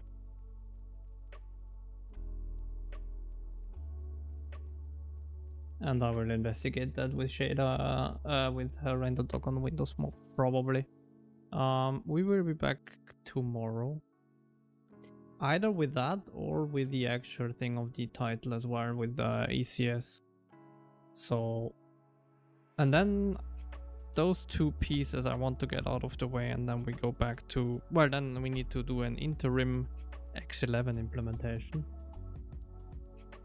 so that I can get render doc, and then we can go back to the terrain, because without render doc, going back to terrain shaders is a pain. We will be going insane without a proper tool to debug. So that we can add physics to the terrain. But yeah, not quite sure what the problem is. Yeah, thank you very much though still for joining. Yeah, we will be back tomorrow, probably later in the afternoon, because again, plans on Saturday early afternoon, so we will probably be here around 5 or something like that, similar to what we were here today. Thank you. Have a great night as well for yourself. Take care. I will probably jump a little bit into Cake's stream. Let's see how he's doing. Seems like pretty good, which I'm happy for him. Alright, have a nice... Well, let's actually, even though it's like 6 people, let's raid him. I guess he's still here, right? Yeah, he's... Okay, cool. Let's raid him. Thank you very much. See you... yeah, tomorrow. Have a great rest of your evening.